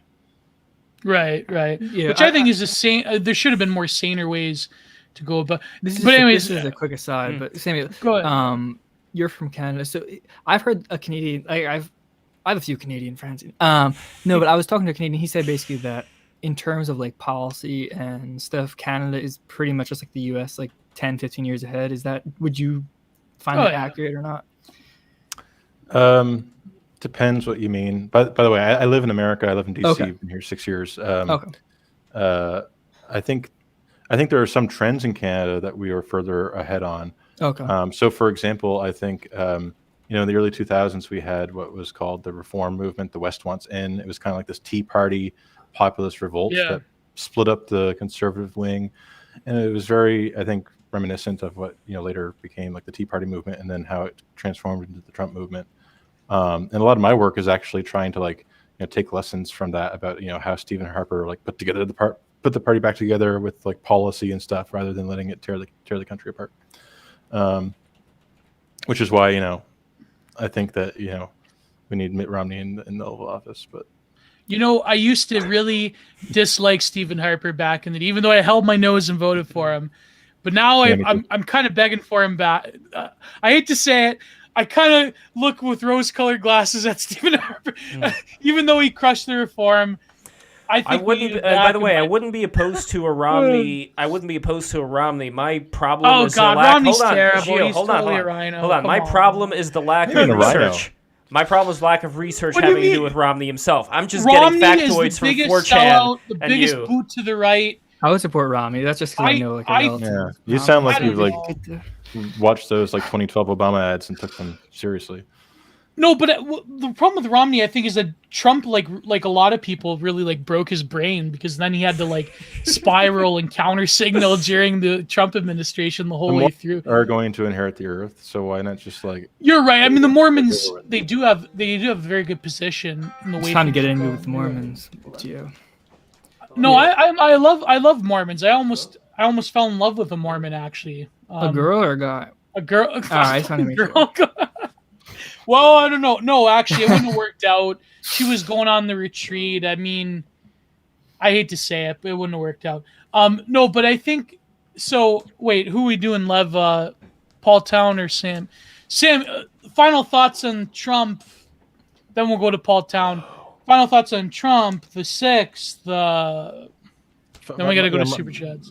Yes, my take on Trump is. There's somebody called me. I have no idea who this is, so I'm just gonna do this. This is hold on. Hello. It says Mossad handler. No. Thank you. No, it's Peter Thiel. He's talking English, so it's Peter Thiel. Mm-hmm. That was my that was my Uber Eats sushi. Just so you know that. I hate when they call. Yeah, why do they have to call? You're just right there. That's the code name they use, Uber Eats Sushi, for whenever the stream gets too spicy, they have to tune it down. Yes. No, I'm kidding. No, but with Romney, I think the concern for those who did not study him that much, let's say, just like the 4chan memes about Romney, is that this is just another corporate sellout that he wants to take all the jobs away to China, and I have no idea about Romney at all. This is just the general impression wasn't he of the Republican establishment. Didn't they call him a corporate garbage disposal unit when he was at Bain Capital? Yeah, but that was Bain Capital. His job was to destroy corporations from within. And this is the Obama psyop works, because they ran so many ads in the Rust Belt all about this, and really total straw man. Yeah, Romney was on the China pivot train early. I think even now he's whatever you might have thought of him 6 years ago, 8 years ago. He's at the point in his career where he just wants to be, what do they call it, elevated, or what's the highest ascendant, something like that, the highest form of salvation. So he's just trying to, follow his conscience on stuff. So, man.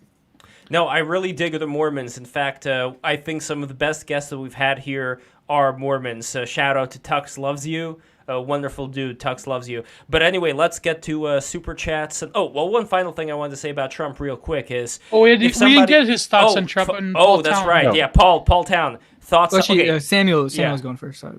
Okay, real quick before that, just final thing for me, and then I'm going to shut up about Trump. One final thing for me is that if somebody were to come in like Trump, who would have said things that the media would not have been able to use against him, while at the same time passing similar things that Trump claimed to want to pass, maybe something like that could work out. There's got to be a balance here so that the media wouldn't be able to use the Mexican comments and all that kind of stuff. Imagine somebody coming in being edgy enough to get the votes, but otherwise placating BLM, placating all those verbally, while doing everything possible in reverse policy-wise. And it'll be like, what are you talking about, guys? I'm not doing anything bad. I love all of these slogans and organizations. I love them so much. Meanwhile, just like passing all kind... No, because I seriously think that we are at the point where people are actually going to fall for those Jedi mind tricks. I really do. I don't know. That's just my opinion. But Samuel, go ahead. My take on Trump. I think Trump was a symptom of declining representation for a large sweep of America and genuine rot in the system. That doesn't mean I support him. In fact, I think it's the exact opposite of what you want to solve those problems, because to actually do big structural reform, you need a degree of political consensus, not the Washington consensus, but a Washington consensus, just given the way our constitutional setup is. That said, I think he was more odious to media elites, the consultant class, and all that stuff because of what he represented as a rebuke. He was more offensive on that level than he was to like in any actual policy dimension, even though I disagreed with most of his many of his policies.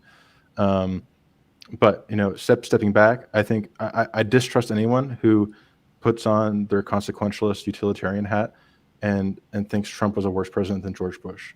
I think that to me is like a litmus test for like intellectual honesty, because George Bush, Jr., had all the errors of respectability and so forth, but totally destabilized the Middle East and maybe even Europe longer term, and maybe even America financially. And the road to hell is paved with good intentions, and I think I think people who can't understand that distinction aren't to be listened to. Yeah, and they have to convince themselves. Now they have to the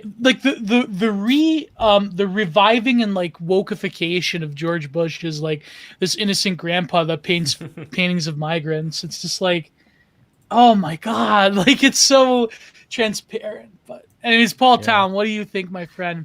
As someone who went through the whole gamut. Still the shadow president. No, he was essentially the last gasp of not him particularly, but his success was essentially the last gasp of actual populism and kind of like Samuel said, the disaffected, very kind of marginalized people who are working class, who kind of they really disdain the media, the politicians, that sort of stuff. As far as he was as a person, as a president, I don't think he didn't really get anything done. He was kind of a net negative in terms of now people are on the guard against that sort of stuff. I kind of see the political system is very self-learning. Like a second Trump won't happen again for a lot of reasons. I think the media will handle that sort of person a lot better. The platforms will handle that sort of person a lot better. But I think Trump himself is just a very, very talented, self-interested person, and this is like Lev was saying, is he surrounds himself with people who will do what he says, and then once they disagree at all, they're just gone. And he's if you look at his he's very insanely funny, very great performer, great entertainer. He ran a reality TV show, but if you look at his actual businesses, it's not like he's actually a businessman outside of being a media figure. And to that one comment, Trump's secret president of Afghanistan, that was my one sort of hope, right? With the second term, that Trump's withdrawal from Afghanistan probably would have looked more like sending Steve Bannon in there to build the Burj Dubai East or something like that. and call Make sure the Chinese don't go in there. The Trump Tower Kabul or something.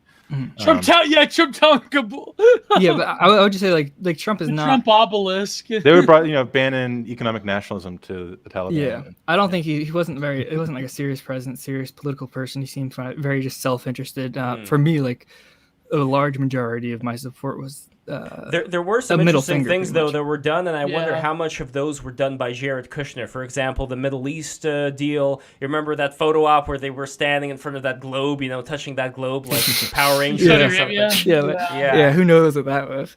Well, he was in the pocket of MBS and I guess the thing, I don't think on the surface, he knew how to play the populist. This is what the people want. He was more tapped into the middle America, lower class America, and knew how to do it. Yeah, he really knew how to speak. I don't think, and where he's like different than politics, I don't think he has like disdain for them. I just think he's like the people who hate him describe him as like he just doesn't care about other people.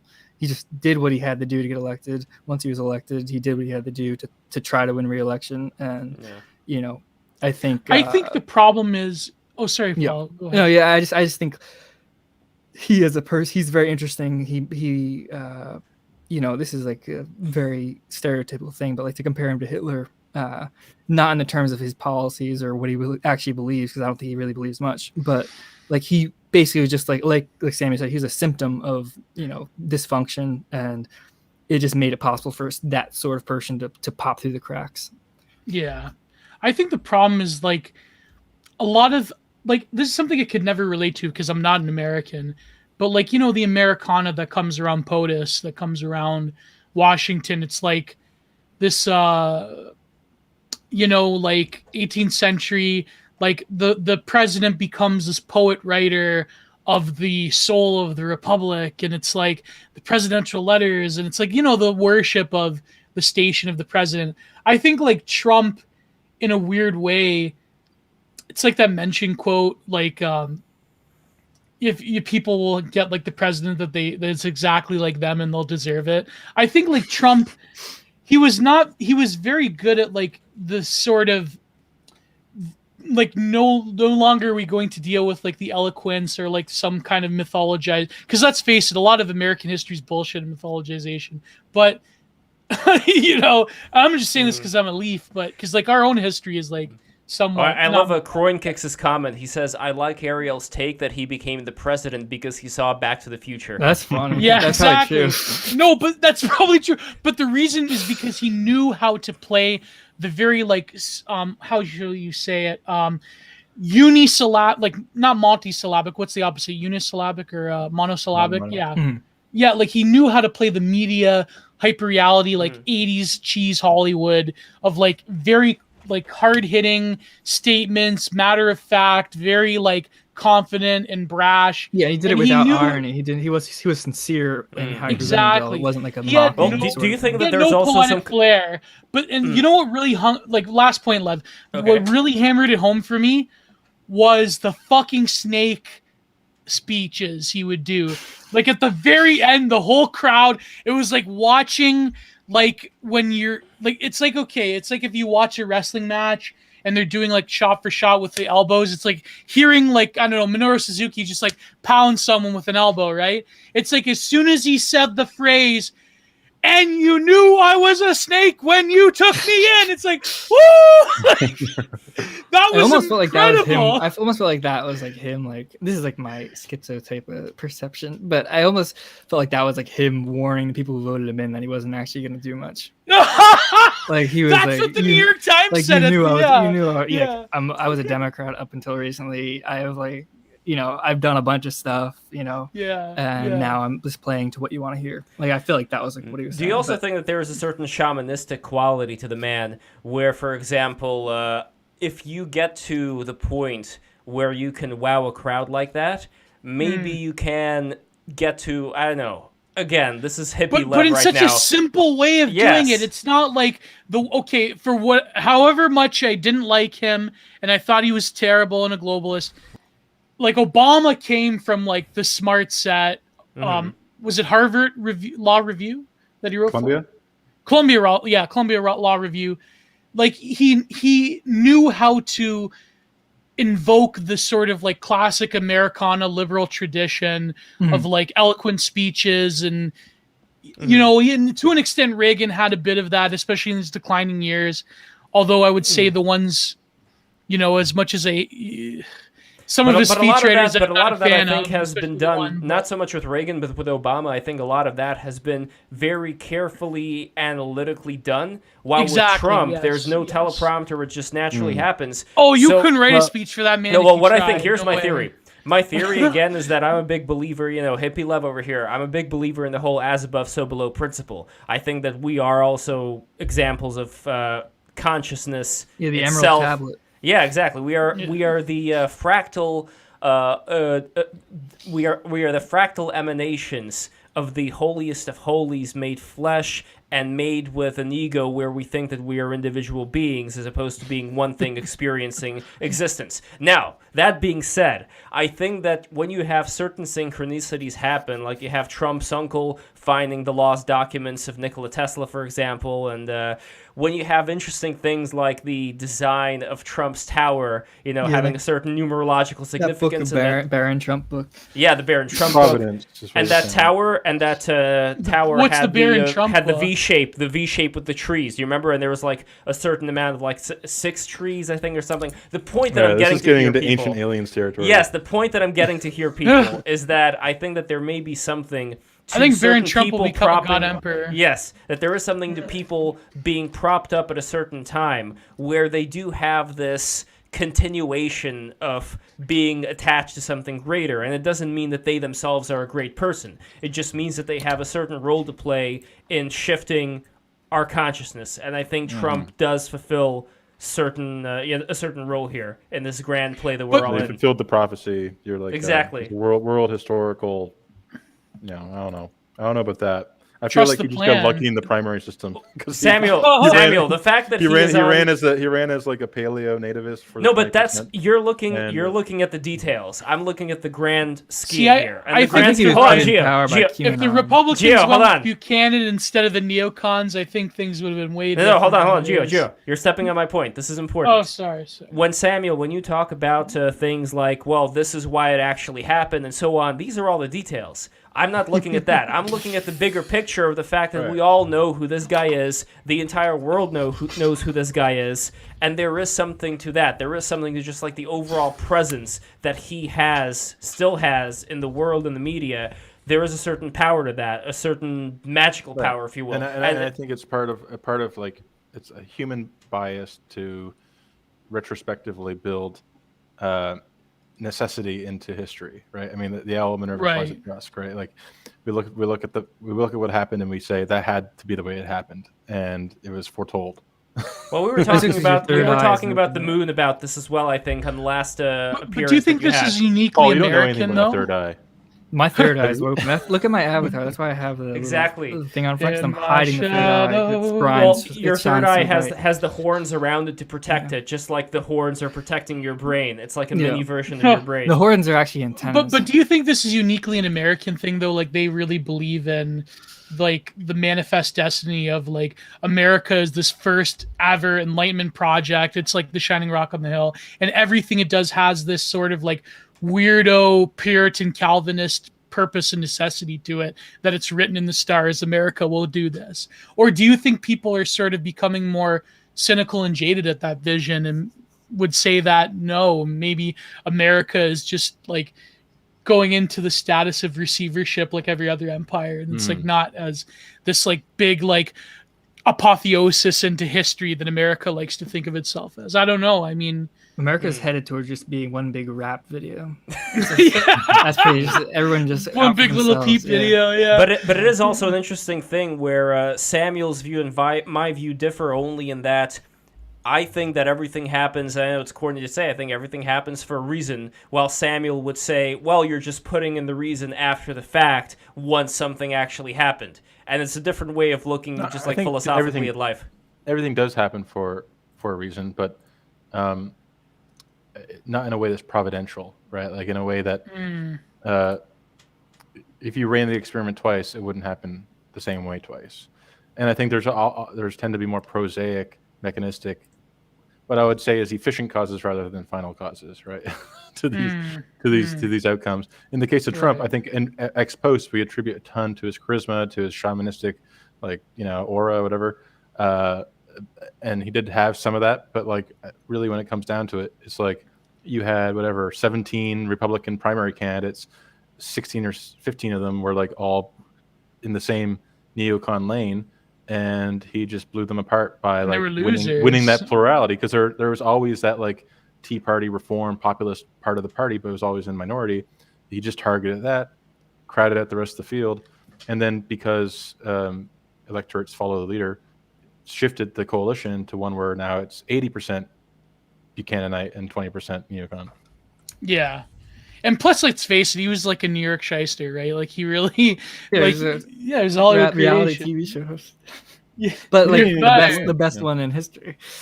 Like, in the fact that he was a headline at WrestleMania and he picked Bobby Lashley. Like, that was, to me, symbolic of like really where you really want to understand American politics or politics around the world. Watch professional wrestling. That's the only way. But don't watch AEW. Watch New Japan Pro Wrestling. Sorry, I have this vendetta against AEW. I can't help it. But anyways, let's go to Super Chats. Here we go. Let us I'll go. be back. I have to. Yeah. run to- Well, before while Samuel is away, Gio, before we do the super chats, do you want to do some shout outs to the people in the chat? Who do we have? I just saw Facile Goose. Facile Goose, to think of these stars that you see overhead at night, these vast worlds which we can never reach. I would annex the planets. Oh, what does he say there? I would annex the planets if I could. Cecil Rhodes. Well, that really shows what our globalist the Rhodes Scholarship thinks of us. But a shout out to Facile Goose. That's Thank awesome. you for I agree coming. with Yeah. That Total annihilation. Paul Town Cosmic Pessimist arc right there. We have Graveyard King. We have Kron Kicks. We got George. We got Oscar Toe. We got Alex Redmond. We got Alex Redmond, as always. We have God's Dominatrix. I was going to read God's Dominatrix. Even God needs a Dominatrix now and again. Oh my God. Lev, I have a question. I Yes. asked there's this girl, the Cutie Pie, in the chat. And Okay. she said she was your girlfriend. Is that true? I have no idea who Cutie Pie is unless she's using a name, like a fake name. In which case, I'm gonna plead the fifth. Okay, because I don't. Wait, I didn't want to step on your toes. I didn't want to cause a stream. problem. No, it's all good. Lev, I thought you said you didn't have a GF live stream. I'm not. That's what I'm saying. I'm pleading the fifth. I'm. Wait, you have a GF? This is like No, I'm not this gonna- is a cross examination. I'm pleading the fifth. Lev, I feel like do you have Mumbles. a GF? I feel right like Mumbles in that scene from Dick Tracy. You remember? Gio sense the power shifted now that Sam. I know, Sam is I'm- gone. He's like I'm now. sensing Time that to rest. He's defying me a bit more. That's probably why. But now that I know Cutie Pie is not your girlfriend, I just wanted to give a shout out to Cutie Pie. and Shout out tell to her Cutie my Pie. DMs are open. Milo. But Lev, do you seriously have a GF? I'm super No, chat. It's no. time for you to do the super chat. YouTube. Oh, you bastard! It's You. time to do the super How chats. dare you not share this information with me?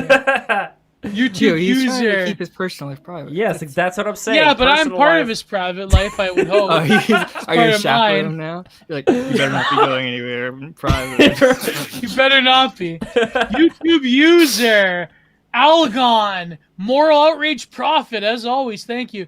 Sigral. This stream reminds me of why I hate millennials. Yes, of course. Ralph, dude, this guy is so dumb. Ralph, dude, 7. Kyle, we got Schizo Rick, as And always. the Thank you, my friend. Graveyard King. You know, Graveyard King. one of the zombies happened to come out, or the guy wasn't dead yet, but he was like in the daze, like a drugged up daze. So he declared himself king of the graveyard, and he just like sneaks around Oh, the graveyard God. at That's night awesome. and pretends to rule over it. It's very We got awesome. Dylan. We got some Russian acrylic I can't understand. Oh well, I'm gonna read some Russian super chats too. We have some Russian people. Listen, sending in it's rubles. Liddy. They're all Hello, threats listen, to it's live. Liddy. They're like, you better be nice to us.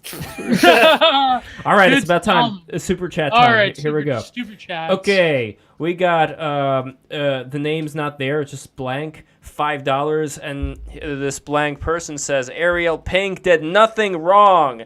God bless you for the art and beauty you bring into the world. Croin Kicks, $5. Oh, and you know what? Before I say the super chat, I want to do a shout out to myself and say that you guys should follow me on Instagram. Okay, I have an Instagram account. Paul Town, you also have an Instagram. Do you want your Instagram to be plugged, or is if it you more want of to, yeah. If you go to instagram.paul.town, it'll redirect to it. a Instagram.paul.town? You hear that? Go there right now. But follow my Instagram as well. I'm been posting a lot of artwork recently. The Muskulls right now, that is going to continue evolving as I bring in other pieces of art into the Muskulls. So, Samuel, you don't know what Muskulls is, right? And Nope. Paul Town, I think I may have showed it to you The art, earlier right? on. Yeah, that was piece. awesome. Oh, thank you. Well, the art is done now, and it is on Super Rare. So you can get it for several Ethereums. I have it on Super Rare. Here it is. Let me just blow the Several screen. Ethereums. Several Experiums. Here we go. So this is what it looks like from afar. But all of these characters over here, they are going to have their own Lev card. And in fact, I have a new one right now on superrare.com/Lev Polyakov. Here Yeah, is and the if you think about it, Bitcoin and Ethereum have been crashing. So if you now is like a No, best don't. time No, to wait. buy- No, wait till it No, gets... now is the best time to buy this NFT because Oh.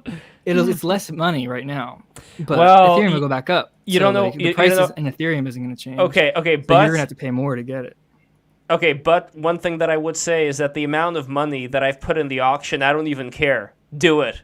I dare you. I double dog dare you. Do it right now. Buy my NFT. What I'm saying is that Yes. they should buy it as soon as possible because for them they'll get a better deal, but you'll still get the same amount of Ethereum, and then Ethereum will go back up. I see. Okay, good. That's right. Do what Paul says. Here, I want to show you one more. This one is... Hold on. Okay, here. It's loading. So this is called Flagster. Here we go. Okay, I see it. Here we go. Look at this little guy. Isn't he cute? He looks like he'd be very annoying. Like, I don't know. Like, he has a very punchable face. So Flagster... You're a great hype man. Flagster is the... Well, he doesn't want to tell me he has a GF, so Hold I on. don't know. Flagster is the acolyte. Over here. Flagster is the acolyte of Vermo, who is this sandworm in the background, like out of Dune, and he basically gets people to give their soul over to Vermo here. You know, that's a he bit See, I told you, nefarious. punchable convinces face. them. He's a bit of a nefarious look. He's very nefarious, but he came from a tribe that was always discriminated against ever since they lost their magical ability. So as a result, you know, they became beggars. They had to beg in the street, and he finally decided that enough is enough. I am going to get in with this Vermo character, and I'm going to now be powerful. Vermo is going to give me his magical powers as well. So I'm going to share in the... So what Vermo does is Vermo collects the souls from the people, from beings he encounters. And Flagster... God damn it, you fucking... Okay, whatever. Flagster... What? What? Flagster... I try not to laugh when I saw that. That's horrible. Flagster encounters other beings and basically convinces them to sell their soul to Vermo. So that's what happened. I'm gonna see who this motherfucker was, by the way, who did that. Wirt. Okay, whoever Wirt is. Well, look, I gotta look in the Discord and see how I can disable smileys now. Thank you very much for letting me know kept about posting that. smileys? No, They spell that word with emojis. yeah, that was very, very ingenious. I Oh gotta my say. god, really? I have to go see this. That's very, very ingenious. But What anyway, word was it? you know what the word was when you look it up. Anyway, let's get back to the super chats over here. Is this in the BTR chat? This is in the BTR chat. So once again, everybody, listen, everybody. Number one, subscribe to the show. If you Very haven't clever. subscribed on it, I don't know why you have not subscribed on it. Subscribe to the show right now. And patreon.com/breaktherules. This is before we get to the final super chats. So with the Patreon, and this is very important, for $10, you are $5. See, it's cheaper. $5, you are going to get a lot of good stuff. You are going to get streams, the audio MP3s of the streams before they come out to the general public. You are going to get, and I promise this is coming very soon, you are going to get another exclusive Patreon stream coming very soon where you get to participate in the stream itself with all of us. And you are also going to get, for the $10, our love and affection. And for the $20 tier, you are going to get a very beautiful magnet. It is an exquisite magnet, and I'm going to post the magnet in the chat as well right now.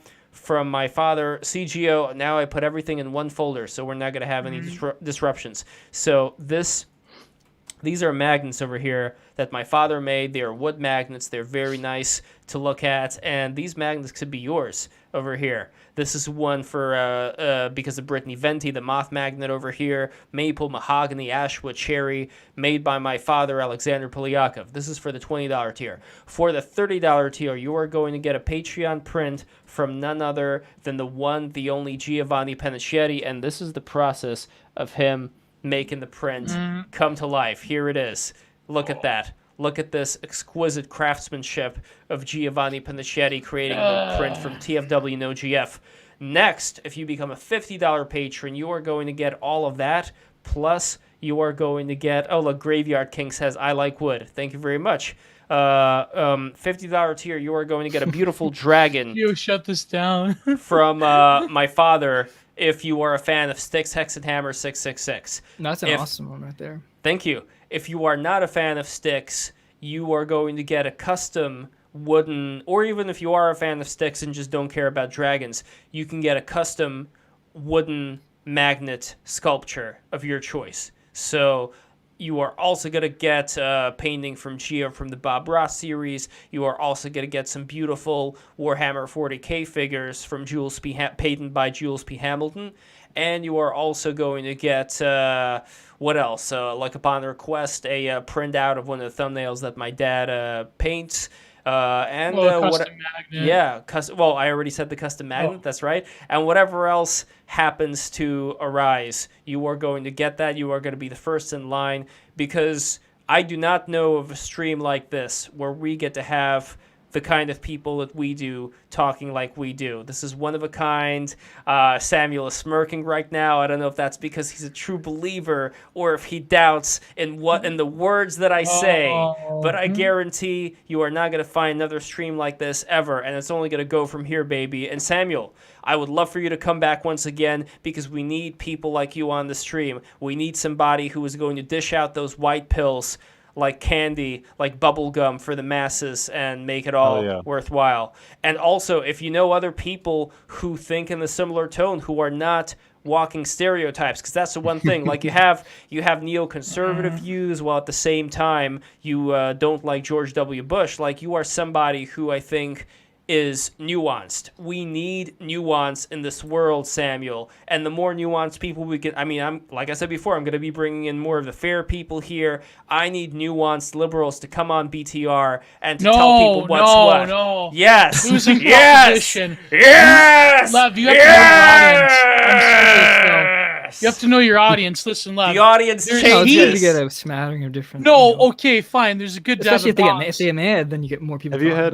You need to get Michael Lind on. That's who I'd recommend. Michael Lind. Let me take. Who's Lev, Michael there's Lind? heat, then there's go home heat. Always remember that. Who's Michael Lind? Hold on. I'm gonna look Michael Lind up. There's a Playboy Playmate. Shout out to his book and his essay. The book was based off of, called "The New Class War." I think that's. I think I heard of that one. Yeah, that's a good starting point for anyone. I'm definitely going to take a look. Mike Lindell on here.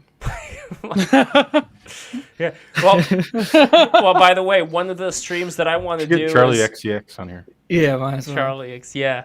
All right. Well, we are gonna go to the rest of the super chats and finish this off. Finish us off with some the plugs. best is that cartoon of the My Pillow. Did you see that one? Oh yeah. Don't post it. They There. were like taking over. Nudity in it. Yes. That was so fucking hilarious. Here we go. Okay. That was better than a Ben Garrison.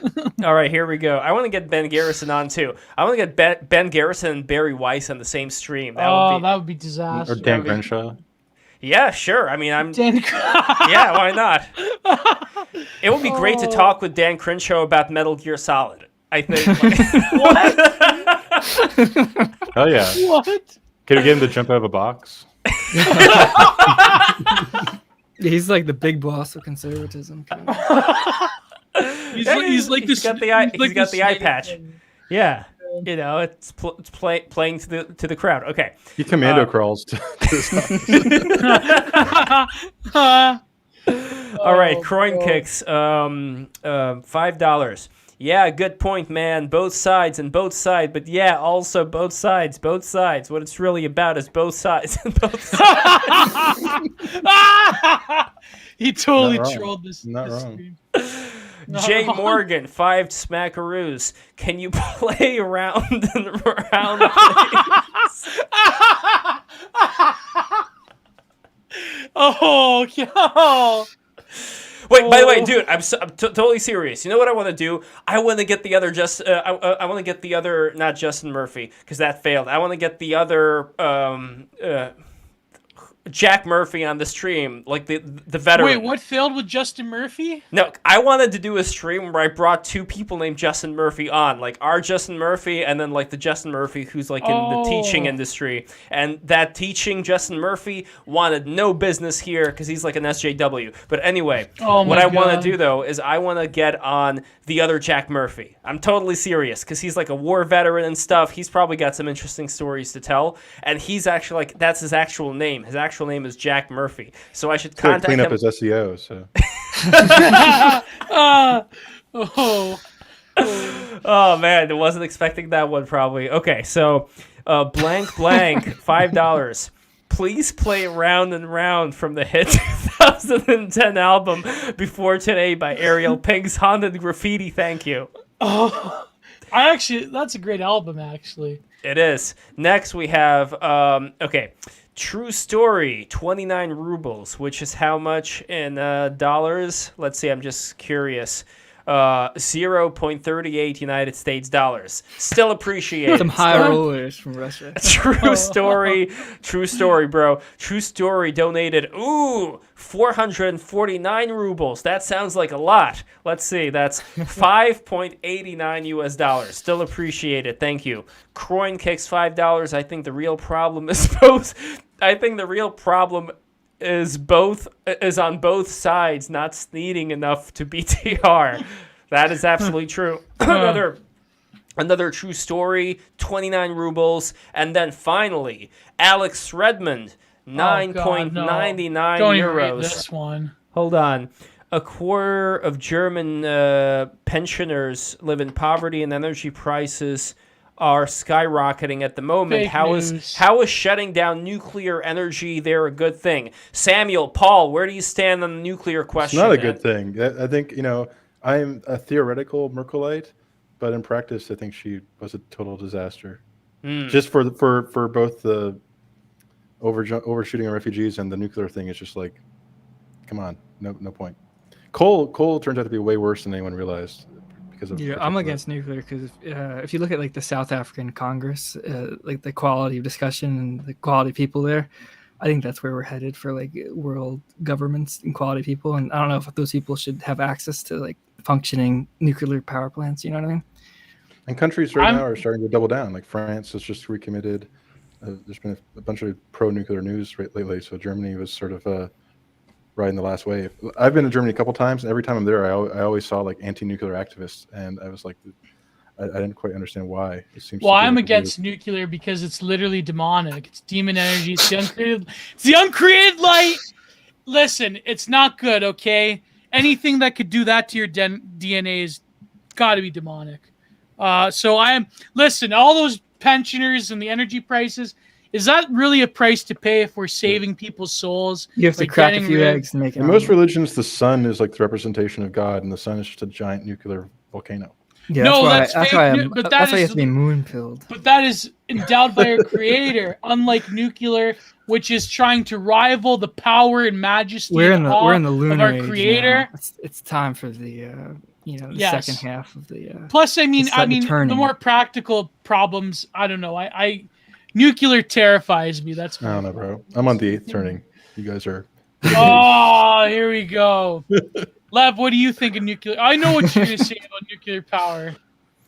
I don't know. You know me. What does your girlfriend say about nuclear power? I want to. No. I want us to get to. What does she say, Lev? I want us to go to Antarctica. I'm totally trolling you, I want us to go to Antarctica and to meet the Nazis there and to get their energy source. I want them to adopt me. Let me live there. Well, look, you have a very handsome crown. Wow, you're a big fan. You have a very handsome crown. I thought "Don't Look Up" was a very entertaining movie. There we go. Don't Look Up. Well, I mean, regarding the meteor Did you strike. and your GF see Don't Look Up together, Lev? I don't watch new movies. I have enough old movies, and I got a nice TV now, so I'm just gonna watch all the old movies. That's my answer to that one. All right, so You should watch The Manchurian Candidate. That's a great old one. With your that's a GF, good idea. right, That is a Lev? good idea. That is a good idea. Okay, we are done. Thank you so. Well, no plugs. We got to plug everything up, just like someone who was on BTR before. We gotta. You need to plug some holes, some gaping holes. Yeah, we got to use the hook as well for the ladies. So Well, he likes nice young college kids. He said so. That's yes. Anyway, enough of this drama. They're the future. Okay, Samuel, where can people find you? Ham and cheese. on Ham Twitter. and cheese. Google my name, and I'll throw out a plug for old school Flash games. Nice. Hey, hold on. What's going on with me? You know Hans Van Harken by any chance? Is that guy from Dune? He's from Newgrounds. So Okay. I'm going to bring him in for an animation episode soon. So anyway, follow Paul Town. Once again, Instagram you mentioned. That is a good way of... Paul.town. I'm going to have a new book coming out soon. What is this new book about? This is just a bunch of essays. This is like if you've read like my other books, you'll like it. It's just essays over the last year. It's just gonna be called 2021. I have another plug, just a random plug. My favorite book of philosophy is ironically called "Following the Rules." If you search for that, by Joseph Heath. So, What type of I don't want to drag this on, but what type of philosophy is it? he's sort of like a pragmatist. Okay. But yeah, subversion is bad. I couldn't agree more, despite whatever people in the chat think. Especially, Anyway, as aware of the Loki Funko Pop avatar, I 100% agree against subversion. there's going to be a Paul Town Funko Pop one day. Against anarchism, definitely. I fulfill the German ethos by not jaywalking. No, don't jaywalk. Pay your taxes. Don't cause don't storm the Capitol. Oh, another shout out! People should watch the Loki TV series. yeah. It shows how Loki's the best Marvel character. He is. Another low-key shout-out. And Moral Outrage Prophet asks, Lev, where could I see your art, bro? I might make a 3D model and do stuff. Instagram.com/Lev Polyakov. I'm posting my art there, but that's not the only place. The second place, Twitter.com/LevPo, just like in the name description. I post my art too, and that is not all. I am not done. You also have to go, for all of you who are on Telegram right now, okay? t.me/investinlev. That is where you go. I posted the link right here. This is where I'm going to be posting all of my juicy artwork coming up. You like naked fairies? I'm going to draw naked fairies for you. You like odd-looking creatures from like the realm of, I don't know, you could say, who's that guy, Hieronymus Bach? I'm going to post those creatures for you. In fact, I had a dream last night. This is totally real. I had a dream last night that that there was this advertisement with people who were like conjoined twins who like have various conjoined deformities. Like, you remember Nurse Gollum from South Park? So, yeah. And they were doing a commercial talking about how they should be like sexually valid, like something out of Tumblr, but now talking about like people with these deformities having to do with there were those Siamese twins from Barnum and Bailey that had children. They had there two we go. different husbands. But it wasn't. I wonder how that worked out. It wasn't done there. Four though. way every night. Here was the culmination of the dream.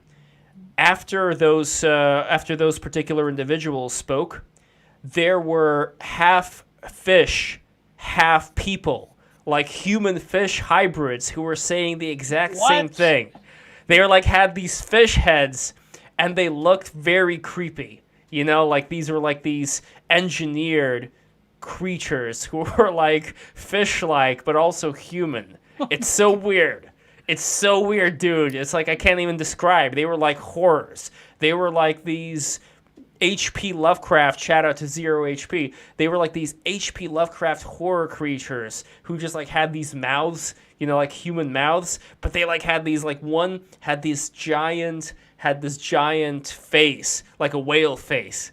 You know, like little mouth. It was amazing. Oh, terrifying. It was very Fish terrifying. are always a sign of fertility in dreams. There we So go. you might want to tell your girlfriend that. You watch out.